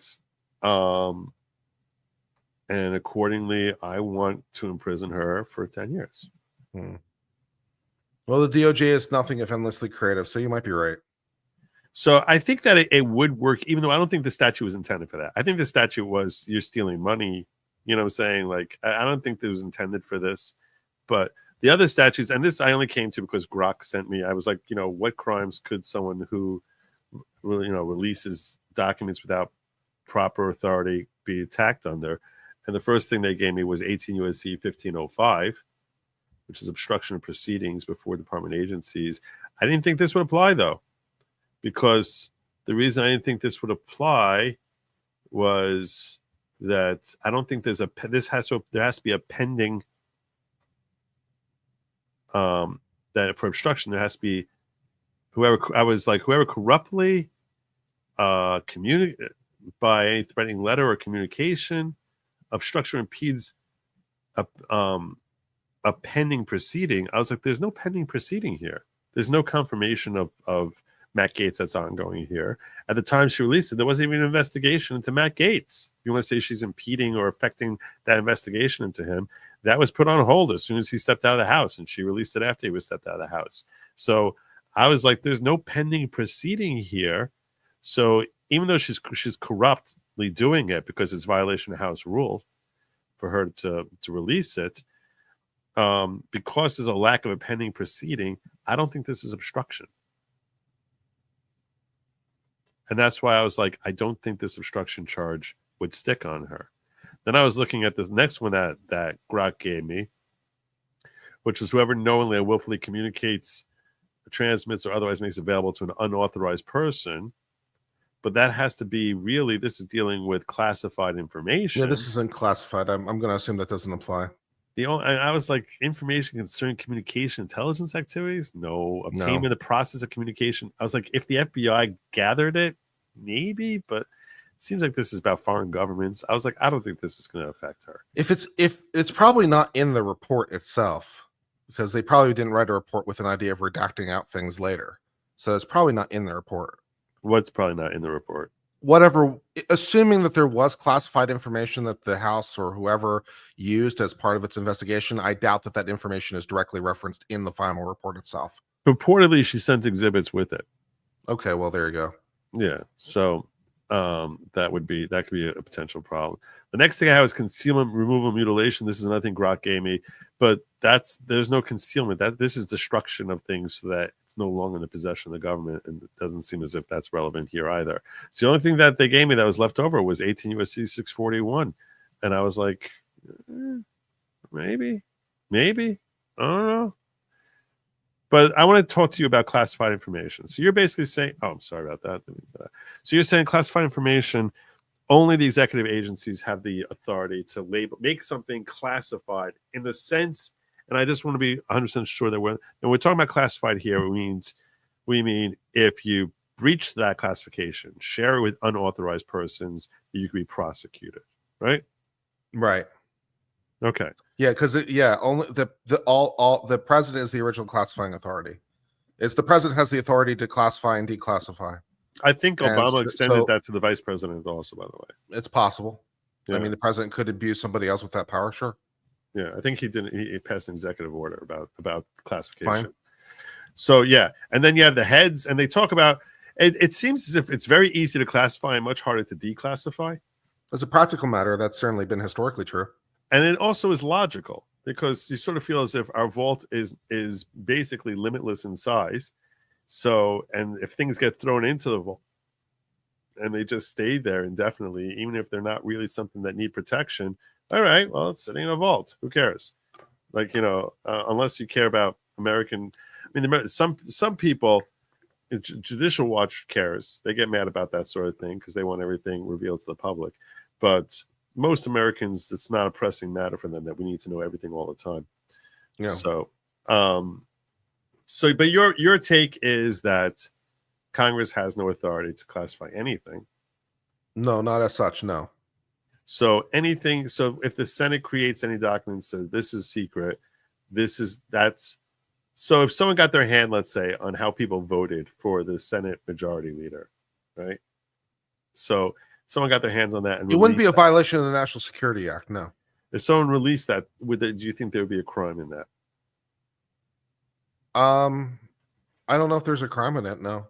I mean, they can expel any member they want for violation of their rules. Well, Congress has broad authority to decide how they want to deal with anything that they feel is a violation of their rules, and they can pretty much they can pretty much do whatever the hell they want. But yeah, it's a they're very unique body. We even expelled somebody in almost like 2 years. It's time to expel somebody else. Yeah, I mean, look at how the House treated George Santos, where he hadn't been convicted of anything, and the next thing you know, he has now. He was convicted. Oh yeah, he was really? sentenced and everything. Oh yeah. What was the sentence? Oh, I'd have to double check. It's been a while. Really? Yeah. That's interesting. He was talking about having lunch with me. I'm friends with George Santos now. Oh, that's nice. Oh, I'm sorry. He's scheduled to be sentenced on February the 7th, 2025. I apologize. He hasn't been sentenced yet. Oh, he pled guilty. He hasn't been sentenced yet. Next 2 months from now. He's probably hoping for a pardon. Yes. Well, good luck. He's probably hoping for a pardon. He happens to be, look, I don't know about his crimes. I don't know what he's done. Whatever. I happen to think he's a very interesting guy. And the two of us, I'm not saying he's not a criminal. I don't know. I mean, maybe he is. I'm just saying, whenever he hosts a lot of X Spaces. You ever go on those X Spaces? No, I can't say I do. Yeah, well, I've gone on them, and whenever he hosts an X Space, he'll bring me up there as a co-host with him. He's a big fan of me. On a slightly different topic, I don't know if you saw, but in the last hour, the bankruptcy court has voided the sale of InfoWars to the Onion. Really? Yeah. Nice. Yeah, nice. Nice. Oh man, now I got to cover that. Yeah. Apparently, the bankruptcy court in Houston is up late on a Thursday. Or whatever day of the week it is, Tuesday. We're on Tuesday, yeah. We're still on Tuesday in my time zone. I don't know about you, but over here Wednesday now. But yeah, apparently they were burning the midnight oil. About an hour ago, the bankruptcy court voided the sale. Wow. Yeah. Wow. You don't see that every day. The bankruptcy trustee That never is one of the happened. it's one of the most powerful positions of anybody. The bankruptcy trustee has insane amounts of power. So for the bankruptcy trustee to get reversed is amazing. It is. It's practical. It's you'll struggle to find another circumstance where such a thing happens. Yeah. That is an amazing development. Wow. Good for Alex Jones. Good for him. God. Oh, that's awesome. That really never happens. Now I really want to check that out. I want to see. Oh, look at this. He's got 565,000 people listening to him right now. This guy. Who, Alex Jones? Yeah. Nice. Cringy. It's all just so cringy, Reddit nihilist nonsense. No, and it's almost like you've got the quote from Stalin of one death is a tragedy, 10,000 is a statistic. These people are so far gone that they cannot even empathize with just a random dude whose sons are now going to be celebrating Christmas without a parent in their life. It's just absolutely brutal. What you this could guy have at did. least waited till the new year. Come on now. No, but it's same thing with Right. same thing. I'm not gonna be leeching off of them, but good for you, Alex Jones. Good for you. You keep saying Congress has no inherent classification authority. Right. Correct. But they have their own inherent authority in general. Well, they have their own authority to keep their own secrets, the same way like the judicial branch. Like the judicial branch doesn't have the authority to make things classified, but they put things under seal. So it's like a similar concept, right? They don't have the ability to make things classified, but they do have the ability to like keep their own secrets. It's an inherent power that comes from their constitutional authority. Jenny L with the super sticker. God bless you. She actually sent two of them. One of them came up green, another came up yellow. I'm not sure how that worked when they were both for $9.99. That's very weird. But Susie Wells disclosed the document herself, not another government employee. I don't think that's breaking any law, just house rules. Okay. Now I have to make Joe do a call in. Did you get me the 15? Is that what happened there? I have this thing. Do you ever use the goals? You need to use I haven't seen it be an option for me. I don't think it's an option for me yet. It is an option for you. You have to know where to find it. I don't know where to find it. Can you teach me? Yes, I will teach you. I will teach Exciting. you. Exciting. I'm about to make you rich. Outstanding. I make you rich. Well, you want to be loser? You want to be loser your whole life? I make you rich. I have girls. I have boats. You want girls? Boats? I get you girls. I get you boats. I would like girls. Be Yeah, that'd be great. Send me $99.99. I send you lots of money. I will send you rich. $99.99. No problem. I'll write you a check. I keep doing that when I'm trying to switch screens here. It's really very easy, actually. It's really very easy. What you have to do is you have to go into the YouTube. Aren't you out of unmarried daughters, though? I have a 10-year-old. Okay, that's a little young. Yeah, it's a little young. This was 100. Let me just get to this. I'll show you that in a second. This was 100% BS from the beginning. Joe has a favorite new hat. Red looks good. Classification is given on how damaging to national security info is. If I was a leaker, I'd be jailed. I don't know. That's what I was asking. Joe is stuck on DOJ prosecution. The next Congress is going to hold hearings, compel her to testify, hold her in congressional jail if she refuses contempt. So get up there, testify. Congress used to have a jail. They don't have a jail. They used to have a jail cell, but it's been a long time since they had a jail cell. I also don't know what would stop her from basically getting up there and say, "Yeah, I got this thing. I did leak it. Now what? You can't do anything to me. There's nothing you can do to me." They can still kick her out. She lost re-election. Oh well, then never mind. Yeah, that's what I'm saying. Never mind. Well, they could kick her out for the hell of it, I guess. By the way, my poll just wrapped up. It says yes, good for the goose. My question was, I'll share with you all here. Should Trump team use 18 U.S.C. 641 to prosecute the Democrat Mueller, even if it's reinventing that statute? 57% of you saying yes, good for the goose. 26 saying no, wrong is wrong, and 17 saying no, she's too insignificant. I was the wrong is wrong vote. I'm tired of administrations constantly reinterpreting statutes. We've got too much of that going on. Mm-hmm. Let's not reinvent statutes. So I was a no vote, but I got outvoted. I see 14 out of 15. I don't see 15 out of 15 here. But you have to come into this. You have to go into the YouTube standard as yourself. It's that easy. You have to go into the YouTube. Just go watch YouTube. Pull it up on your screen. I'll show you. Here, I'll end this one. If you are live streaming, when you set up a live stream, now you go look in at your own live stream as if you're a viewer. But come in as yourself. Come in as yourself so that they recognize you. You will see this option to click this box here. When you click this box here, this goal ended, timer ended, and we got 14 out of 15. I don't see now. that thing, Now, if man. I go start another goal, this is what they give you. You can basically pick a goal, how many chats you want. You do 1, 5, 10, 15, 20, 30, 50. What color the chat has to qualify as. And in order for it to count towards the goal, how long it's going to be there. An hour, 2 hours, 3 hours, 15 minutes. And then how you'll celebrate, like what you'll do. So one time I'll sing Hop in Nagila, another time I'll share memberships, I'll follow people on X. And now I have, tonight I'll do a 30-minute call-in for advice thing if I reach my goal.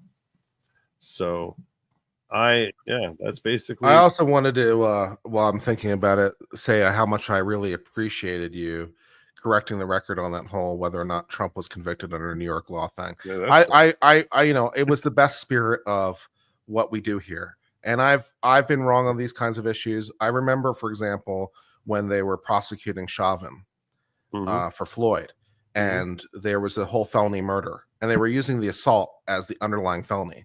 And I'm like, you can't do that because of this thing called merger doctrine. It's like, you can't do that. And I remember it took me reading like 5 different state Supreme Court cases before I actually believed it. Because even when I read like the first 1 or 2, I'm like, they didn't really mean that. They must have meant something else. So I've definitely been on the wrong side of those issues, but I really appreciated you correcting the record and saying, you got one wrong, and that made me very happy inside. What sucked about it was that I've literally been banging the drum louder than anyone. I know. Louder than anyone being like, he's not a comic. He'll never be a comic. Never was a comic. Never will be a comic. Banging that drum, and then to have like, oh God, I was like, and then when I was talking to Nate about it, I was like, he's like, you don't have to do a correction. Just don't say it any longer. I was like, people are quoting me. People are clipping me and quoting me. And I gotta, and I've said it enough, and I know I've been clipped and quoted. I was like, I'm making a legal statement here, and I can't just ignore that. So it means you're an honest broker, and I respect that. I do my best. All right, so no, Joe. Maybe if she leaked info in question is deemed detrimental enough, I would go to jail, like that Air Force kid leaking on Discord. Well, the Air Force kid was leaking actually classified information that he obtained because he obtained them through having access to them because he was within the need to know. He was actually revealing classified documents. Yeah, because he was in the Air Force, which last time I checked is part of the executive branch. So it doesn't quite work. Fair enough. All right. Anne wants a call-in show. I'm going to, even though it was outside the time limit, I'm not going to be ticky-tack like that.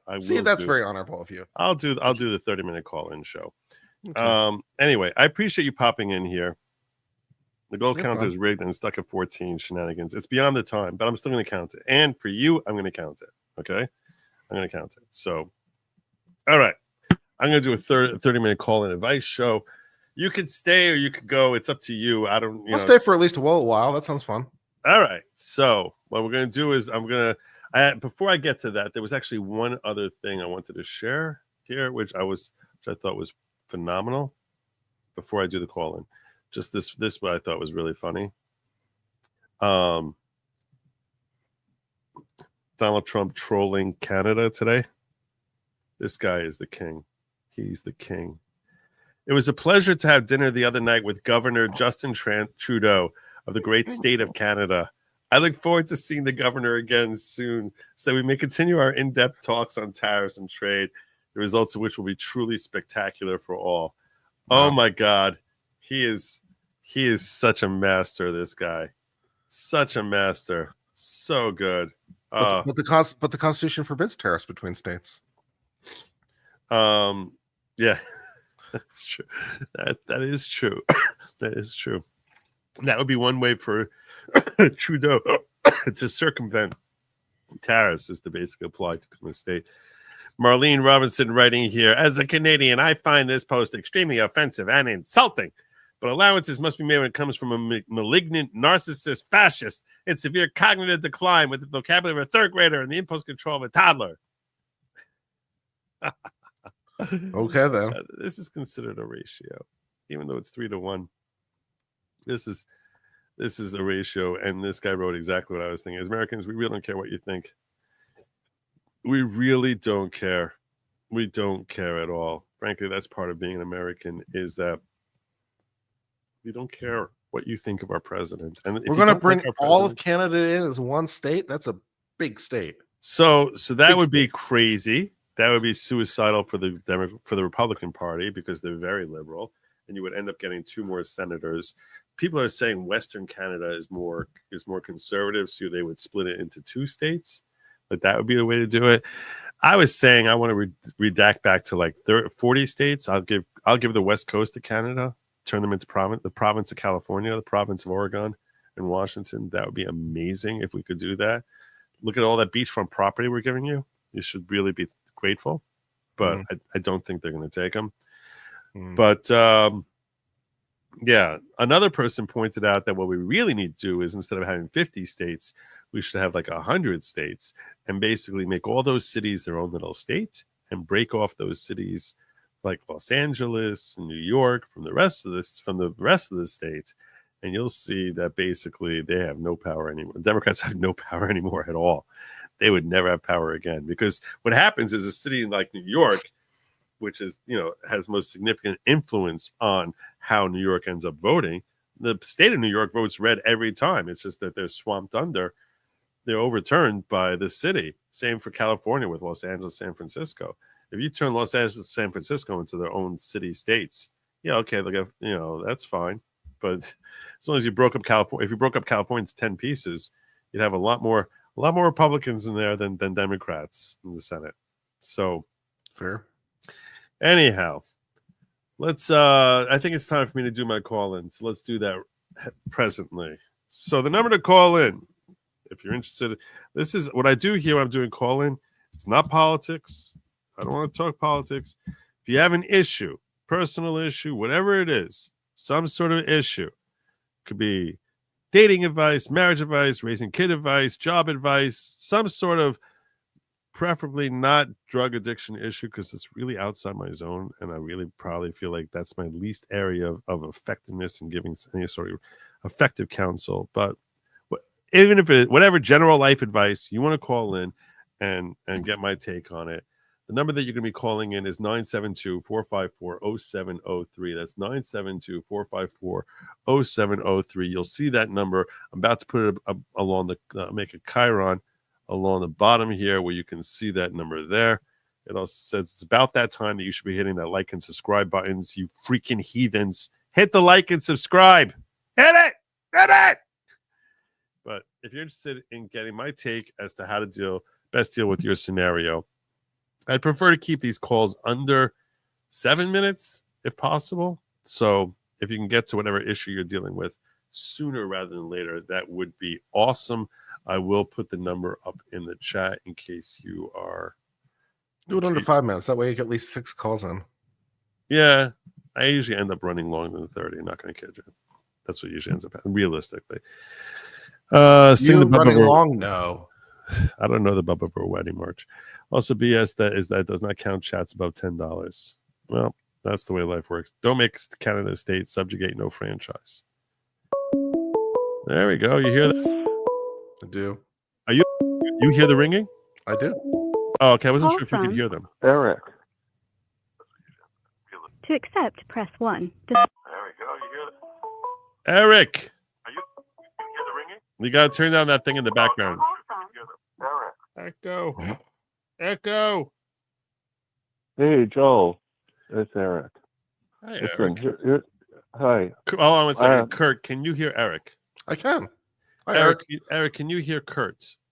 I cannot hear Kurt. Okay, that's what I thought was going to happen. All right, go ahead. What's on your mind? So Joe, a few days ago, I lost my wife of 27 years. I'm sorry. How do I keep my life together?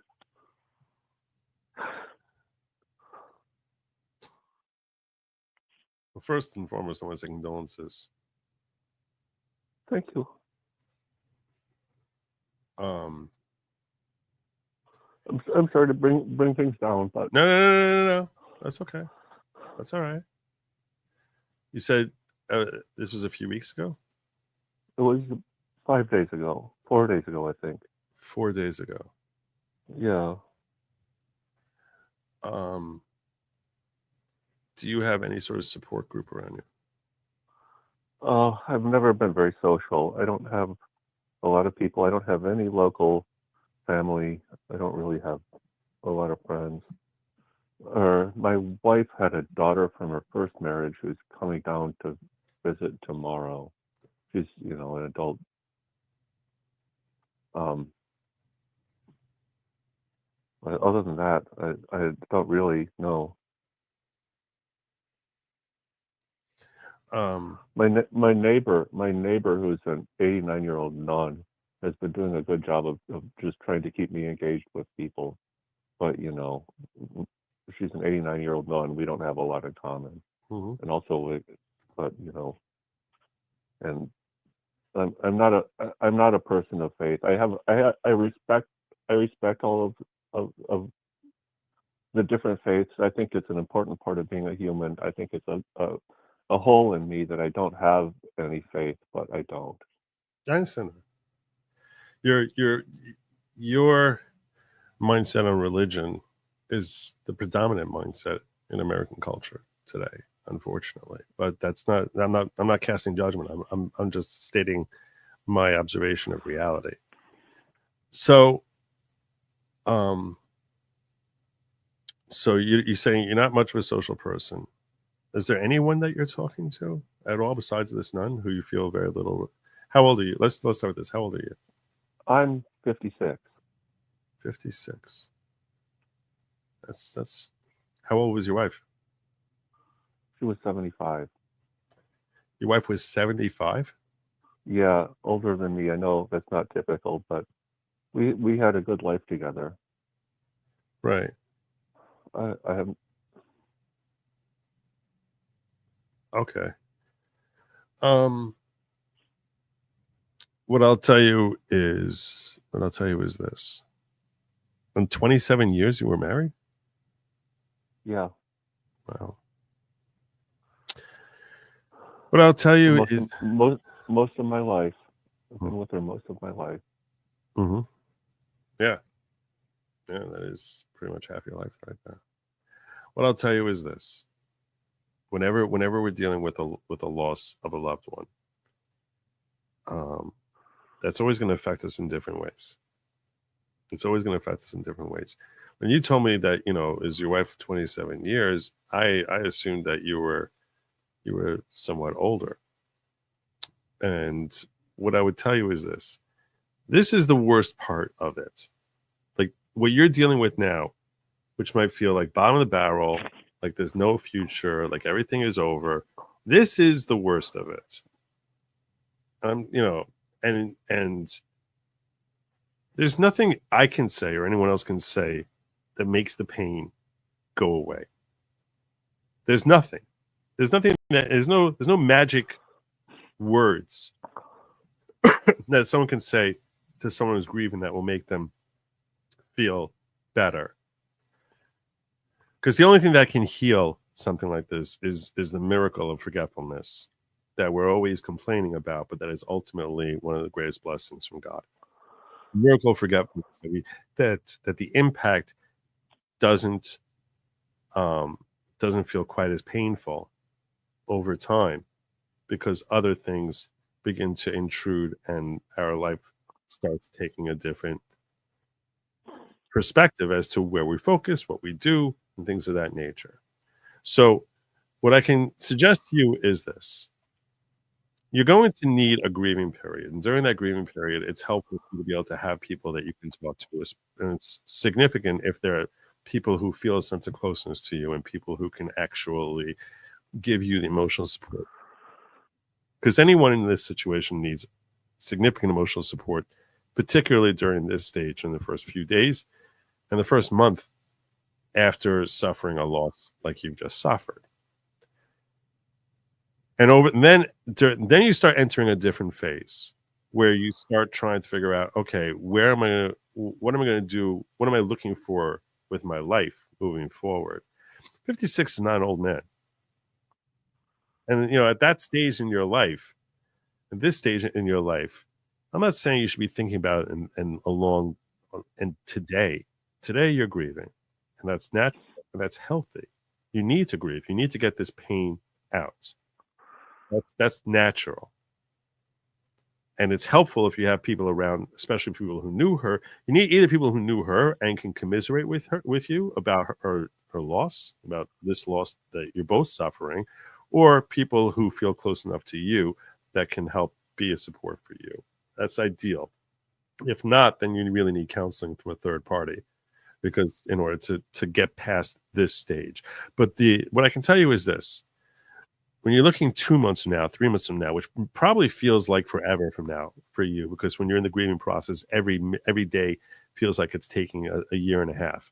So and that's just the nature of how we react to time based on our emotion. But I'll tell you right now, in 2 months, 3 months, 6 months, you're going to be in a completely different place. And the one upside I can tell you is, even though I doubt it feels like you can even recognize or think about that right now, is that 6 months from now, you're in a completely different place where you're able to, at that point, you could start considering creating, what structure you're going to take for your life, whether you want to try and have someone else fill. Right? I'm hesitant to even have this conversation right now, because I don't think you're emotionally ready to even start processing that right now, and it'll just make you reject what I'm saying altogether. So what I would tell you is, at that stage, you probably start reassessing what you're looking for your life. But for now, you really need to surround yourself and recognize this. It's important to do it now. Very important not to just ignore it. It's important to address it and deal with it now. But it's also important to set time deadlines for how long you're going to grieve, because I've seen people who dedicate to a life of grieving, which doesn't serve any benefit to themselves or to their loved one who died. And it's just self-pain that becomes a habit to keep upon yourself. So right now it's time to grieve. It's time to deal with that grief. A lot of people take solace in talking to God and developing a relationship with God in whatever religion is your original faith.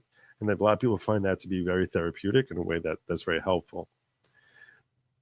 And then I do recommend that you sort of look toward, like, okay, a month from now, that you sort of say, I'm going to start getting back to developing a routine for what I'm going to do, and not make this loss something that becomes the focus of your life for the next 2, 3, 4 decades, which some people do. And that would be a real tragedy. And that's what I'm sure your wife wouldn't want you to do. Right? Yes. Okay. And feel free, if you next time I have a call in, if you want to call in, feel free and tell me how you're doing. Especially, I'd love to talk to you, several weeks from now, if not, a month or two from now, and hear how you're doing and how you're progressing. Yeah, I appreciate that. All right. Be strong, my brother. Appreciate your advice. I hope it helps. I'm going to take it all to heart. I hope so. I really just want to see you get past this and deal with this as effectively. And the phrase that we say, that Jews say to each other when you say to someone who's grieving, is in Hebrew is, I'll translate afterwards. In Hebrew we say which is that God should bring you consolation amongst all the other mourners of Jerusalem. Is what that phrase means. And you need consolation. It takes time, but I pray for your consolation to come with through the passage of time. Thank you, cult leader Joe. Okay. I think I'll go ahead and sign off because I'm a bit of a third wheel since I can't speak back. I'll call in a few weeks. All right, great. Call from. All right, Kurt, thank you so Lisa. much for popping in. To accept, press 1. All right, To take send care, a brother. voicemail, Everyone press sign up 2. to Uncivil Law. The dude is awesome. He didn't expect it to go that way. He didn't expect it to go that way. I just lost this call I was accepting. I hit accept. I'll call you back.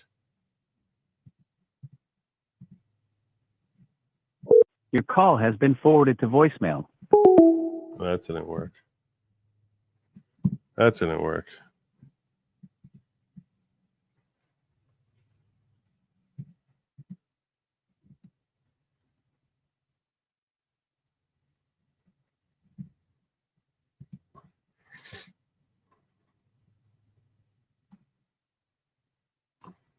Tried calling back, and then it went to voicemail. I don't know what happened. I'm going to try again.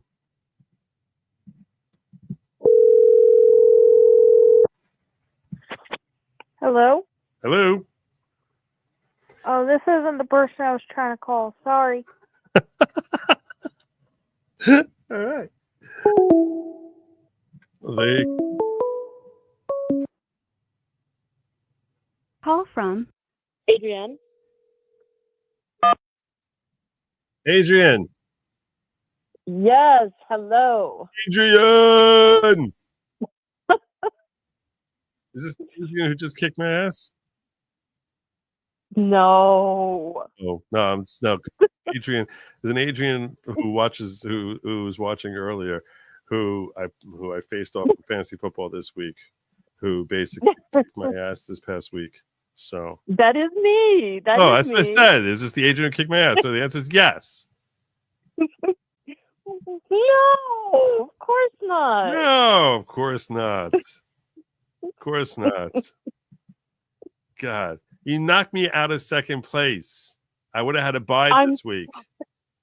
For your stupid, senseless, doesn't help you at all win. You're stupid, senseless, doesn't, and you took advantage of the fact that I had Nico Collins on a bye, and you basically went out there and St. Brown decided you don't really need to dominate anymore. And you went out there, and somehow Jordan Love decides we don't need to throw touchdowns. We can hand everything off to Josh Jacobs now. Everything. Jaden Reed is dead to me. Jaden Reed is dead. That guy's dead to me. Dead. I'm never starting that guy again. Okay. But I'm like 4-9. I did not expect to win. Yes. 'Cause get to your problem. Let's go. People don't want to hear me griping about you kicking and killing me in fantasy football. Get to your problem. Okay, so here's my problem. Okay. So I have this relationship issue. Okay, so I started dating this guy like 12 years ago. Okay, we dated for like 3 years and did terribly. I'm sorry. So start this over again. So, huh? One more time. Start from the top. Okay, so met this guy 12 years ago. 12 years ago. We dated for for like 3 years. We dated. Was very serious. It ended very badly. 9 years ago. 9 years ago. Okay, so we 8 years ago decided to just be friends. And I have been serious about that. He, serious however, about has being not. a friend. Yes. Like basically, there is no chance I would ever be in a relationship with this man ever again. Because if he falls asleep in my presence, I might murder him. And I really don't want to go. All right. So, No, that's a good call. So, but I can be friends, but he doesn't seem to be able to. He keeps wanting to bring up the past, starting a relationship. Meanwhile, he's married. So it's like, no, you made your choice, dude. We're done. but he still wants to do. Is there any way to, like, from a male perspective, is there any way to get that through his head, or do I just need to cut it and like not be friends? No, there is no such thing. There's no such thing. There's no such thing. This is like the greatest myth in the world. There is no such thing. We're not creatures like that. No. First of all, let me ask, why did your relationship end so devastatingly? What happened? Oh, because after 3 years of us planning to get married, having kids, going so deep into planning how we were going to make everything work, like the actual ceremony, because he's Jewish, I'm Catholic, how we were going to raise the kids, everything. Then I find out about the wife and the 7-year-old. Oh my God, everything's skeezy about this. Oh my God. Oh, you dated this guy for 3 years before finding out he was married with a kid? Yeah. That's the beginning part.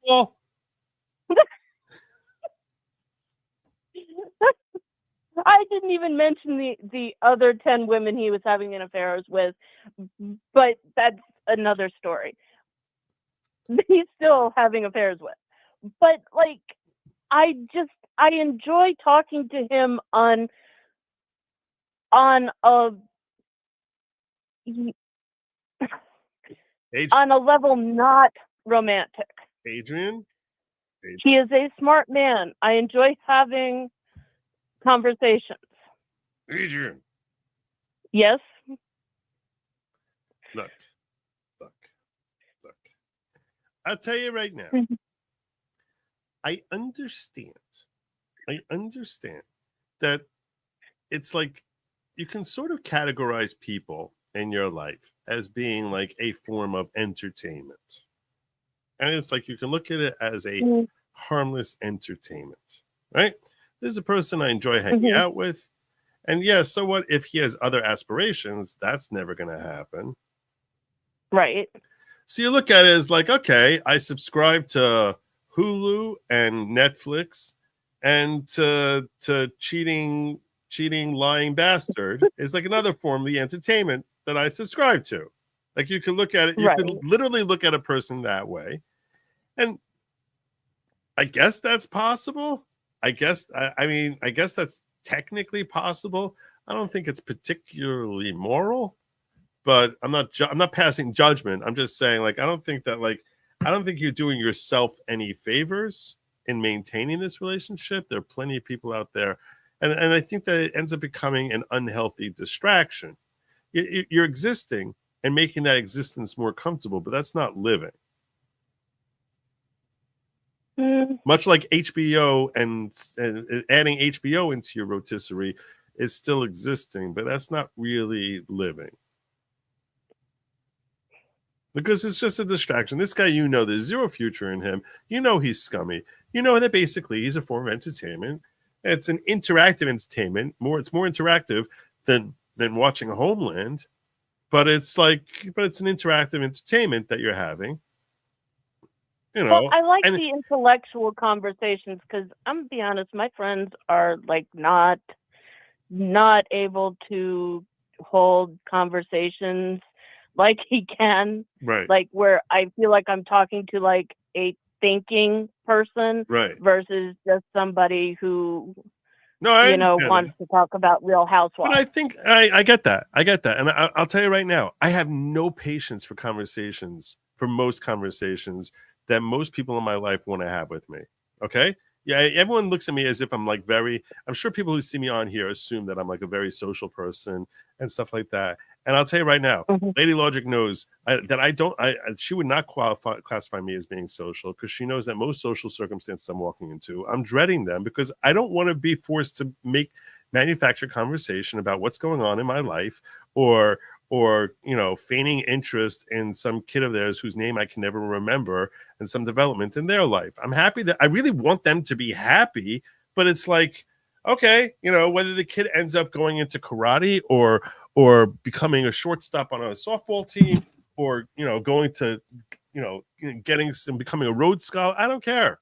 Like, I'm like, okay, look, I'm glad that things are, I'm glad I'm genuinely glad you're happy, and your happiness is coming through the development of your kids or yourself or whatever like that. But what's leading to that is something that I suck as a person as far as actually having a legitimate, like, I'm not taking mental notes. I look at it as like a chore to take mental notes on this, and I far prefer to engage in philosophical conversations like this conversation here. I enjoy this conversation 1,000 times more than I'll ever enjoy hearing someone tell me about their new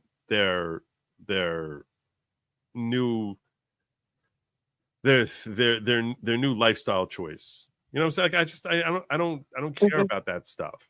So like I understand what you're saying, but just because you have a sucky circle of friends as far as filling that need for you, that doesn't mean that you fill that void with someone who's a slime ball. Look, I'm not telling you it's the end of the world for you to talk to this person. I'm not casting judgment on you for talking to that person. I'm simply saying there are other people out there who you can talk to who actually enjoy having conversations that are more philosophical. And why not find it with someone who isn't necessarily trying to, like, basically find another notch for his bedpost?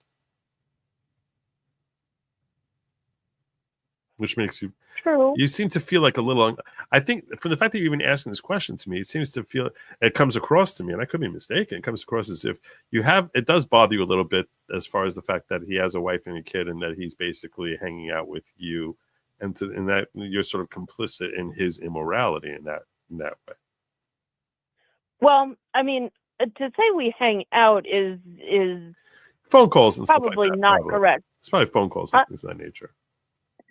Yeah, I mean, I ignore more of his phone calls than I take, and I probably talk to him maybe once every couple of weeks. Now you're equivocating on me. I'm not getting into the particulars here as to how often you're doing it. I'm simply saying to whatever extent you're doing it. I have no idea. Whatever extent you're doing it, it's troubling you on some level. So it is. It still bothers me that he lied to me for those 3 years we were together, and it still bothers me that he still thinks that he has a chance, because it kind of says something about what he thinks of my character. Well, that's a fair point. That's a fair point. It is a reflection that he basically feels like that he can bait you into engaging in whatever immorality that he's hoping to engage in. It is a reflection about his perspective of you. That's a fair point. I mean, considered. Yeah, and that part does bother me, but if I could just get him to stop thinking that he had a chance. How would that make you better? Why? Why would that change anything? Because then I'd have to stop. I wouldn't have to keep telling him, that's not going to happen.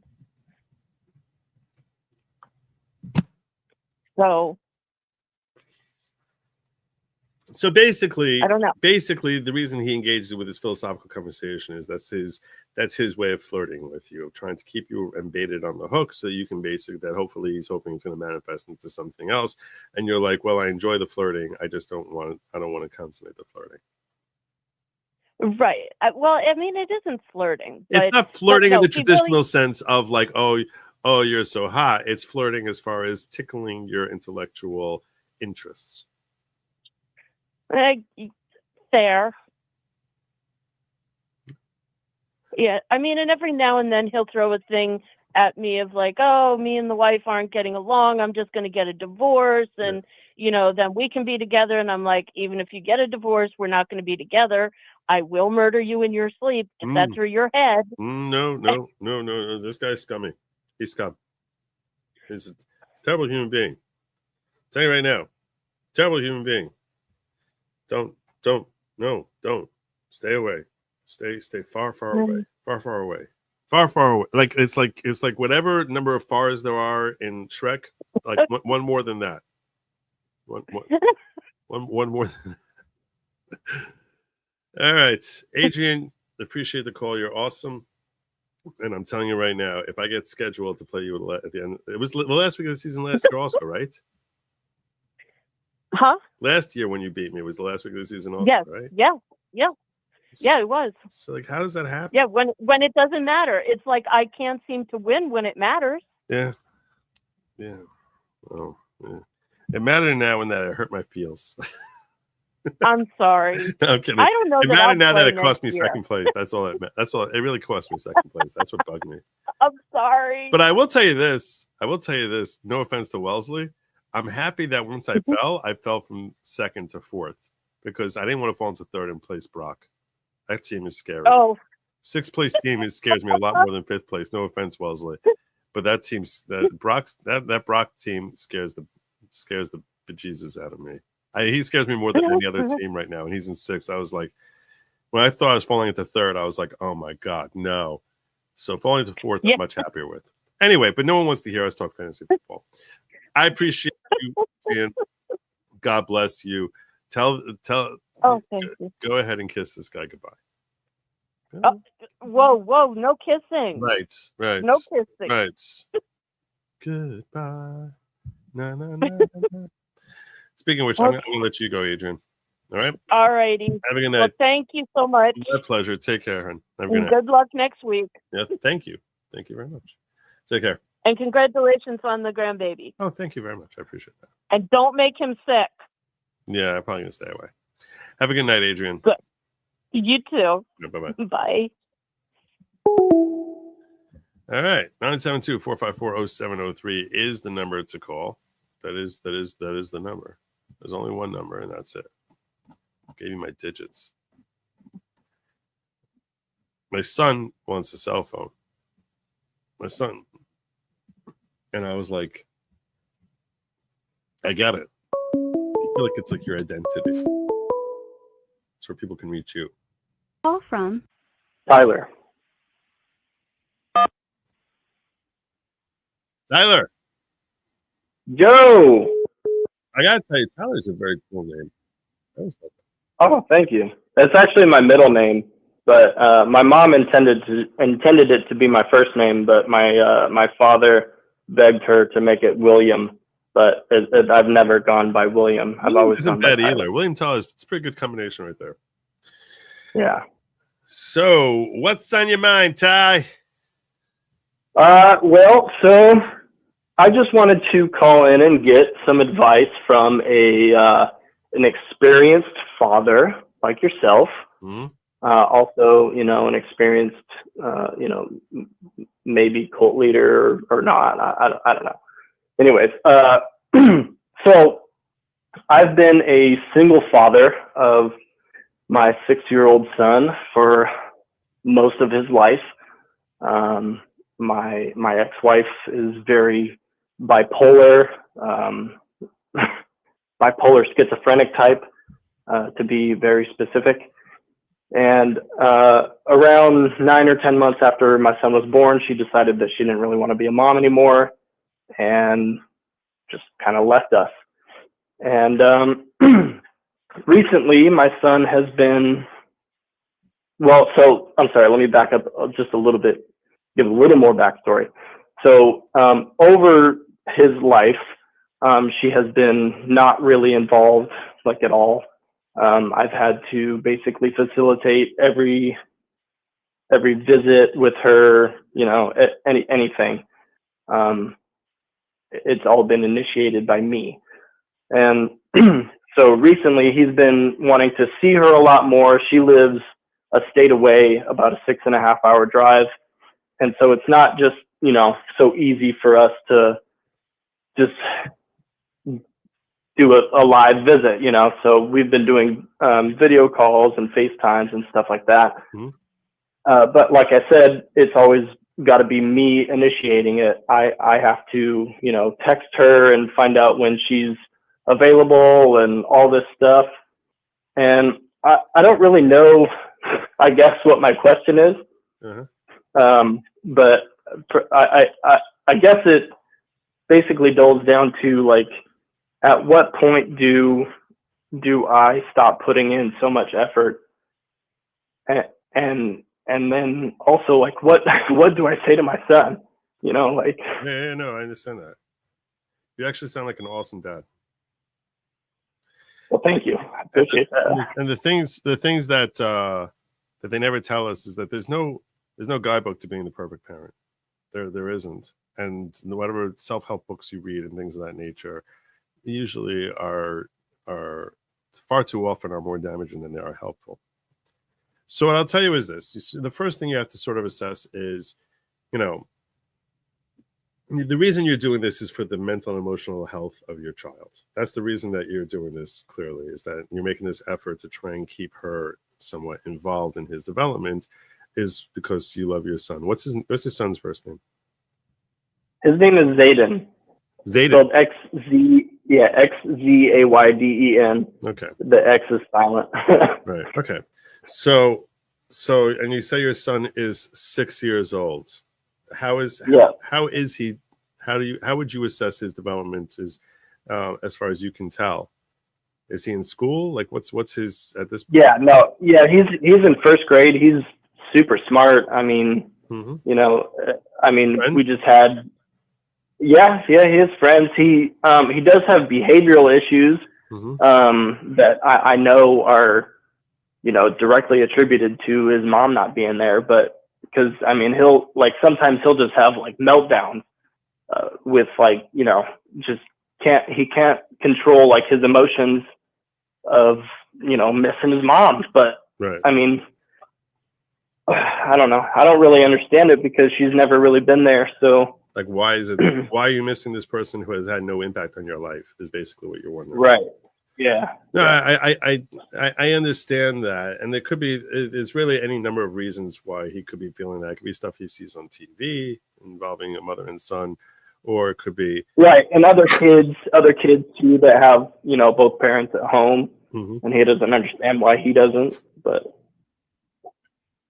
So you sort of going to have to be gleaning, and this is something that changes relatively quickly over the course of their lives, as far as how honest you want to be with them about the status of his mother. Okay, so and I assume that you have no expectation that the situation between you and his mother is ever going to change, and that she's not, that relationship is certainly over and kaput, I assume, going forward. Yeah, no, unfortunately, due to her mental instability, she has never really been able to hold a job, and she is also unable to live on her own. So she quickly remarried after she left me, and then had 2 more kids. So, oh wow, yeah. Wow, okay, all right, yeah. Yeah, I want to think before. I don't want to just jump into giving an answer because there's a break. I want to think for a moment about how I would think you should best deal with this situation.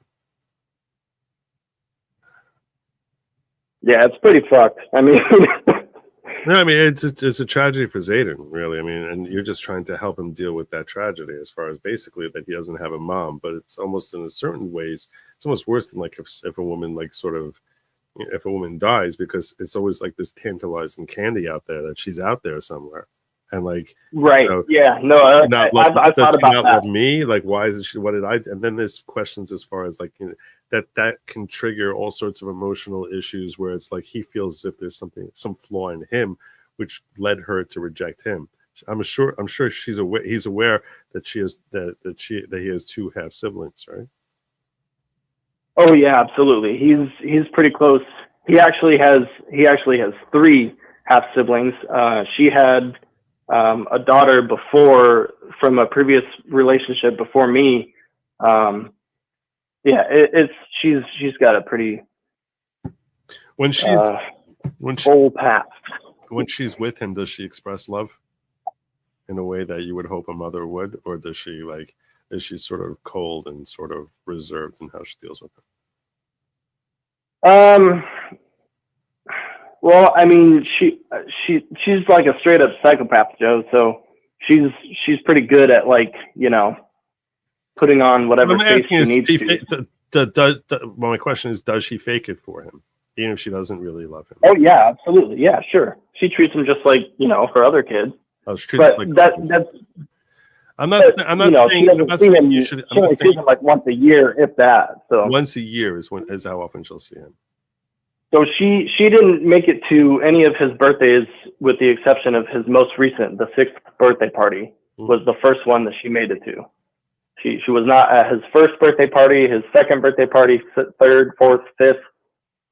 The 6th one was the first one she made it to in person. What are you doing socially, as far as as far as looking?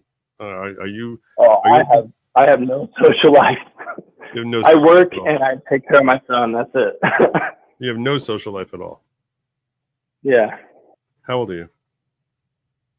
I'm 30. I just turned 30. Wow. In September. Wow. Yeah. I'm a Marine Corps veteran, and I work for the local Native tribe for their facilities department. Okay.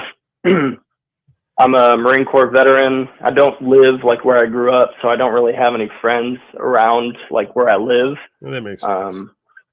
Yeah, so The reason I say it makes it more difficult. The reason I say that makes sense is because you display the maturity and responsibility of a Marine. So. Oh, thank you. I appreciate that. Also, I just, this is off topic, but I just want to say I'm very happy about the Daniel Penny outcome, obviously. Right, as a fellow Marine. Yeah, for sure.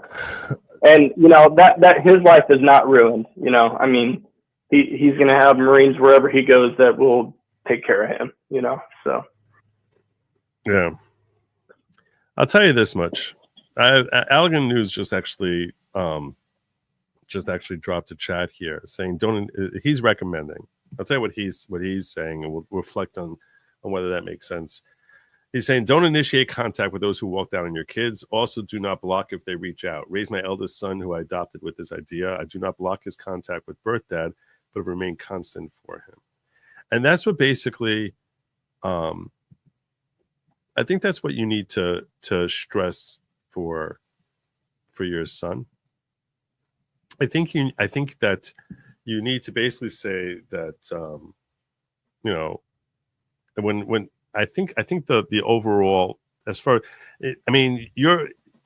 I agree with what he's saying as far as not trying to initiate contact, especially if she's a psychopath who's displayed very little interest and is likely to break his heart more often than she is to make him happy. Like, I feel as if like every time, and the sense I'm getting is that you make plans for her to meet, and then those plans fall through. That's happened many times. Yeah. Yeah. That's what I was assuming was happening here. Yeah. So what I would say to you is this: you basically want to. I think what you want to do is, you say he's a smart kid, right?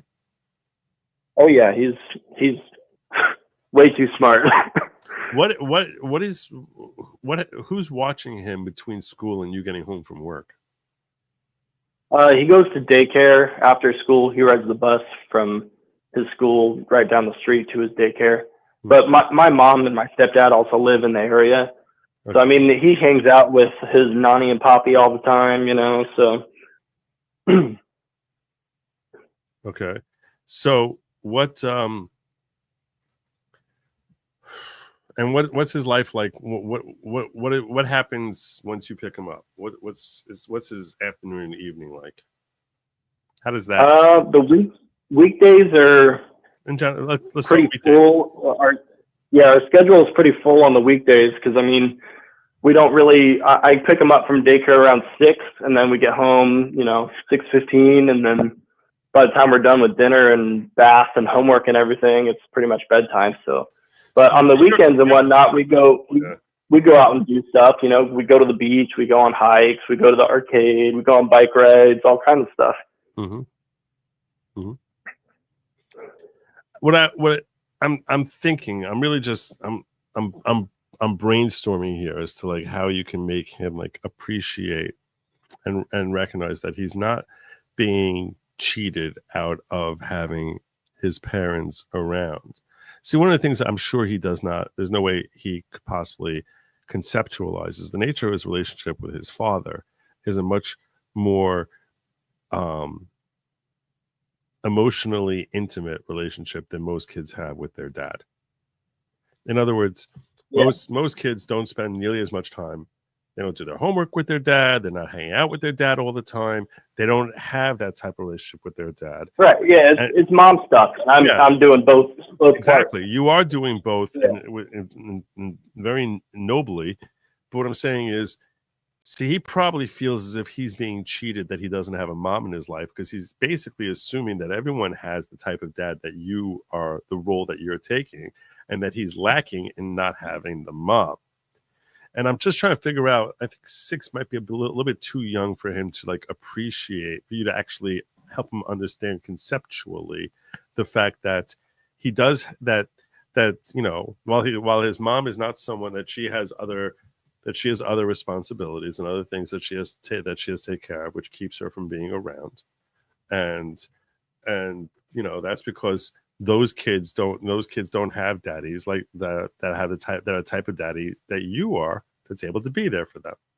And that the way I think I would try to explain it to him is say, like, you know, every kid needs to have a mommy or a daddy, and some have both. But even when people have both, and this is, like I said, this is a little bit of a deep concept, and sort of I'm trying to figure out how to best water it down. But the idea being that for him to understand that, you know, mommy's not around not because she doesn't love you, because she has other responsibilities. Everyone to understand conceptually there's such a thing as responsibilities and people who we take care of, and every boy and girl needs to have, you know, a mommy or a daddy around, and that you are there for him all the time, as opposed to most kids, their daddies are not around very much, and you're around there all the time. And that enables her to take care of her other kids, and that's sort of look at it like, you know, that the nature relationship that he has with you is a completely different type of relationship.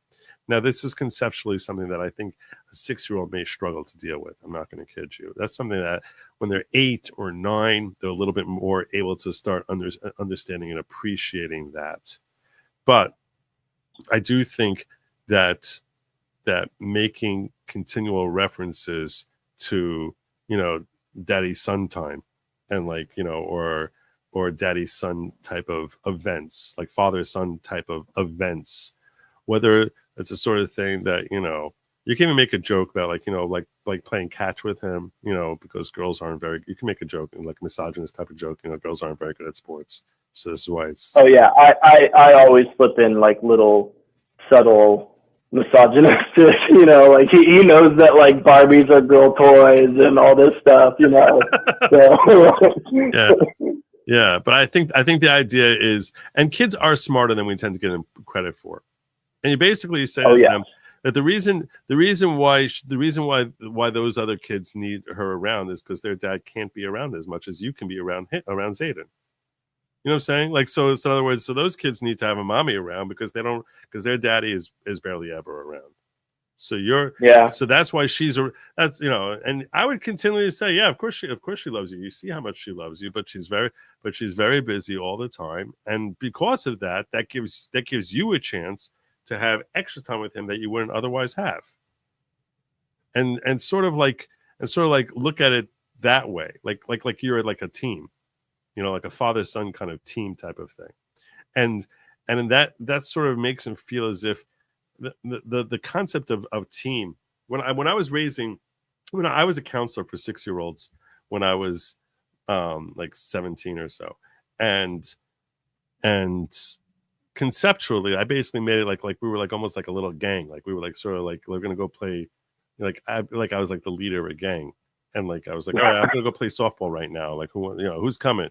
And everyone's like, yeah, me. Like, you know, it's sort of like, you know, that, you know, it's like, you know, your team Anderson. I don't know what your last name is, but you know what I'm saying? We can insert your last name. You were like a, you know, like a little cult leader or something. Kind of, back then, perhaps a little. Even back then, yeah. Perhaps a little bit. Perhaps I gave that up a long time ago. But what I'm saying is, you know. But like, you know, if you basically refer to yourself as like Team Anderson, you know, let's go team. You know, you sort of make it like we have like this little special bond, like that. That way he sort of can feel that bond that is unique and special to him. and makes him feel as if like, you know, that's and maybe, you know, you can refer to her by, you know, her last name and saying like, you know, she married this other guy. So, you know, she's I don't even know what the fuck it is. right. So the point is, I made up that your last name is Anderson, but that she's not part of Team Anderson. We're Team Anderson, you know, high five kind of thing. Like that's the sort of thing that like, you know, and I would try when you're spending time with him to continually continually make him recognize that you're giving him things because he's your son and because you want him to, because it's important for him to learn things and you love him so much. And this is things that you wouldn't share with anyone else. It's only a secret for him. You know what I'm saying? Where he feels as if like it helps create that specialness that you right. and helps him appreciate that you look at him as if he's uniquely special and these are secrets between you and him that you're not going to tell anyone. You know what I'm saying? Like how like the best way to field a ground ball. Like this is my special tip for you. I haven't told anyone else. You know what I'm saying? Like it's sort of like little things like that help create like a bond that it's like, you know, that help make for like a very healthy father-son relationship. But to the extent it comes up as far as her not being around, that's how I think I would frame it, is that like, yeah, the reason that she needs to be around them is because they don't have a daddy who shares, you know, special, who's part of like Team Anderson. You know what I'm saying? Like, right. Like, yeah. And so they need to have a mommy around for that because they don't have that. But everyone needs, you know, either a mommy or a daddy. And then most of his friends who he sees, he's going to come back to you if he's smart. He'll say, "But I see that this one has like a mommy and a daddy." And you say, "I can guarantee you that neither of them spends the time with them that I spend with you." You know, and you know what I'm saying, like that because that's just the way it is. You know what I'm saying? Like that's people. You don't have both parents spending time. That's just not the way it functions in any family. Now, like I said, that's something that's a little bit difficult for a 6-year-old to grasp, but they understand more than we appreciate.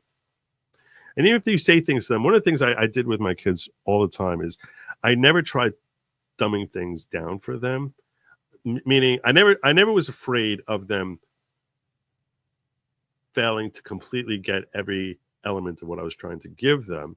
I was like, okay, I'm going to try and make it as simplistic for them as possible that they can understand as much as they can. But I'm not going to withhold. Yeah, my son will ask. He will ask as many questions as he needs to make himself understand. You know, right. So right. I mean, he will make sure that he understands. But I think that's how you focus it. Is that basically that, you know, he's part of Team Anderson, and you know, and all these different benefits we have to being on Team Anderson. And Team Anderson is no girls allowed. Now, if you ever develop a social life, you might have to adjust that. But yeah, well, he knows that, you know, Daddy's looking for a girlfriend, but the problem is that I live in like a retirement community, so it's just all like old people around here. And it is important for him to have friends. So you're telling me your retirement community. I don't know how he has friends around. Well, it's mostly like, you know, kids that live with their grandparents, basically. Really? There's a lot of them around here. Yeah, or like, you know, their parents moved back in with their parents or something. But I mean, shit, I did that for a little while. You know, until I got a job around here, and then I moved out, and you know, luckily I'm renting my own place now. So, all right, what state are you living in? Washington.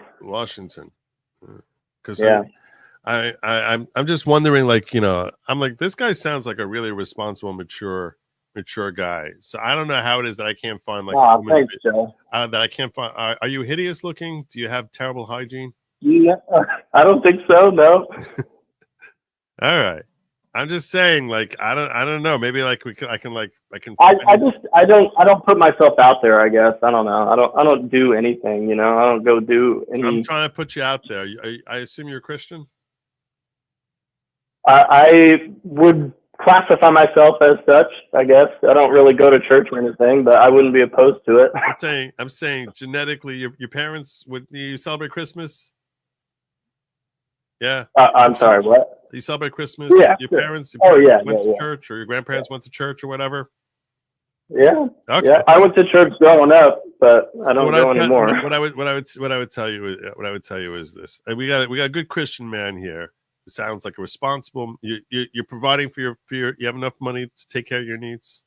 Yeah, you can afford. I mean, shit. With this economy, I'm living paycheck to paycheck. But I mean, who isn't? You know. All right. Well, yeah. How old? He's 30. So we basically, I gotta find some Washingtonian young woman here for you who's looking to find a good guy, because you sound like a really good guy. As long as she's not like woke and has like 12 different hair colors, you know, then because that's pretty common here in Washington. Joe is a dating service now. That's what I'm doing. Yeah, you need to because all the dating apps suck. I'm sure they do. They're not like they used to be. I met my ex-wife on a dating app, but that was like 9 years ago. So yeah, and how'd that work out? Just great. Yes. Yeah. All right. Well, I'll tell you. I actually think that the best way to probably meet people would actually be in different social media circles type of things, or different things in your area. Is actually probably better. Like, I don't mean going to bars. I mean more like I do like karaoke. I mean more like I don't know what sort of hobbies you have and stuff like that. But yeah, to the extent that you can actually get yourself out there. I do think that it could be helpful in your life. You could find someone who can give you emotional support. And yeah, and I mean it'll get easier as my son gets older too. Yep. I mean he likes to go spend more and more time with Nani and Poppy now as he's getting older. So. Mm-hmm. All right. Well, I hope I was somewhat helpful here. Sort of feel like I was. You were, Joe. Thank you. All right. Well, I appreciate the it's not at all a cult type of cult. So yeah, whatever. Keep telling yourself that. Take, and I'm definitely not the leader at all. I appreciate the call. Well, if you were, you'd be the best one there ever was. Thank you, Joe. Yeah, you're awesome. Have a good night, brother. Good night. Have a good night. Half hour always ends up becoming an hour.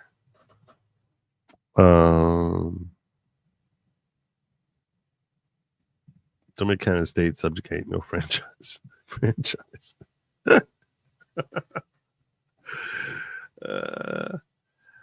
I think that Trump should only make Canada state if they literally rename the state of Trump. That's what this be like. If you do that, we'll bring you in as a state. Otherwise, no. I live in Trump state. Oh my God. Never stop trolling. What's that joke about Canada? The problem is half the country speaks French, the other half lets them. I never heard that before. That's not bad. I would make Canada American territory instead of cure the wokeness. Same with Mexico. We should keep everything post-Mexican-American War. Yeah. Joe is mostly not a cult. I'm not at all a cult. Not at all a cult either. Joe, you lost. Stop trying to explain it away. Why do you guys have to be Jewish? What? I don't know what that means. Joe, ever consider LASIK? Look good with no glasses. I know I'm very good looking without glasses. It's kind of scary. I think it's not fair. That's really what it boils down to. I think it's not fair for me to not wear glasses. It's just not fair. So, sort of like my way of balancing the scales. I appreciate you recognizing that. Thank you. Weekly call-in on locals would help locals grow. You think so? Maybe. Don't walk, run away. Also, this is to Adrian. In this week's episode of the following program, our fearless leader, Joe, reveals he's an antisocial curmudgeon. #MeToo. I am an antisocial curmudgeon. Can men and women really be platonic friends? Nope. And you knew the answer to that. Don't initiate contact. I got that one. I can join in voice chat if you want. Mixed family is hard. I'm sure it is. Reminds me of one of my Marine buddies that had single dad for his son. Mom's on drugs, and he had it rough. He got remarried. It helped. What's his MOS? I don't know. Don't know. Mini Highland cow therapeutic animal support for the kid. New side business for dad. Women will find you, bro. Trust me. All right. Hard to find in Washington non-work women. Yeah, working women are. Yeah. The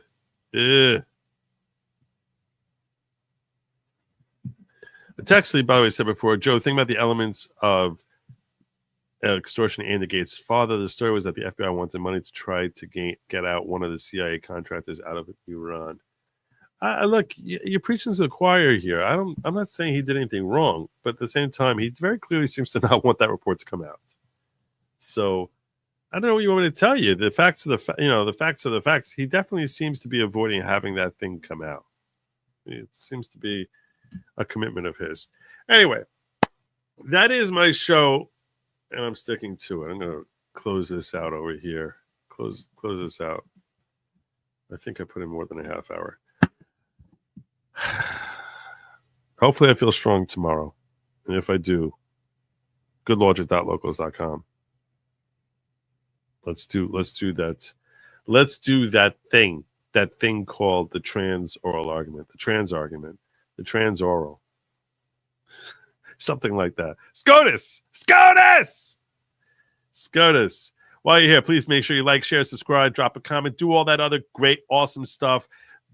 Don't eat lab meat. That's for they, them. That's for the trans oral arguers. It's not for you.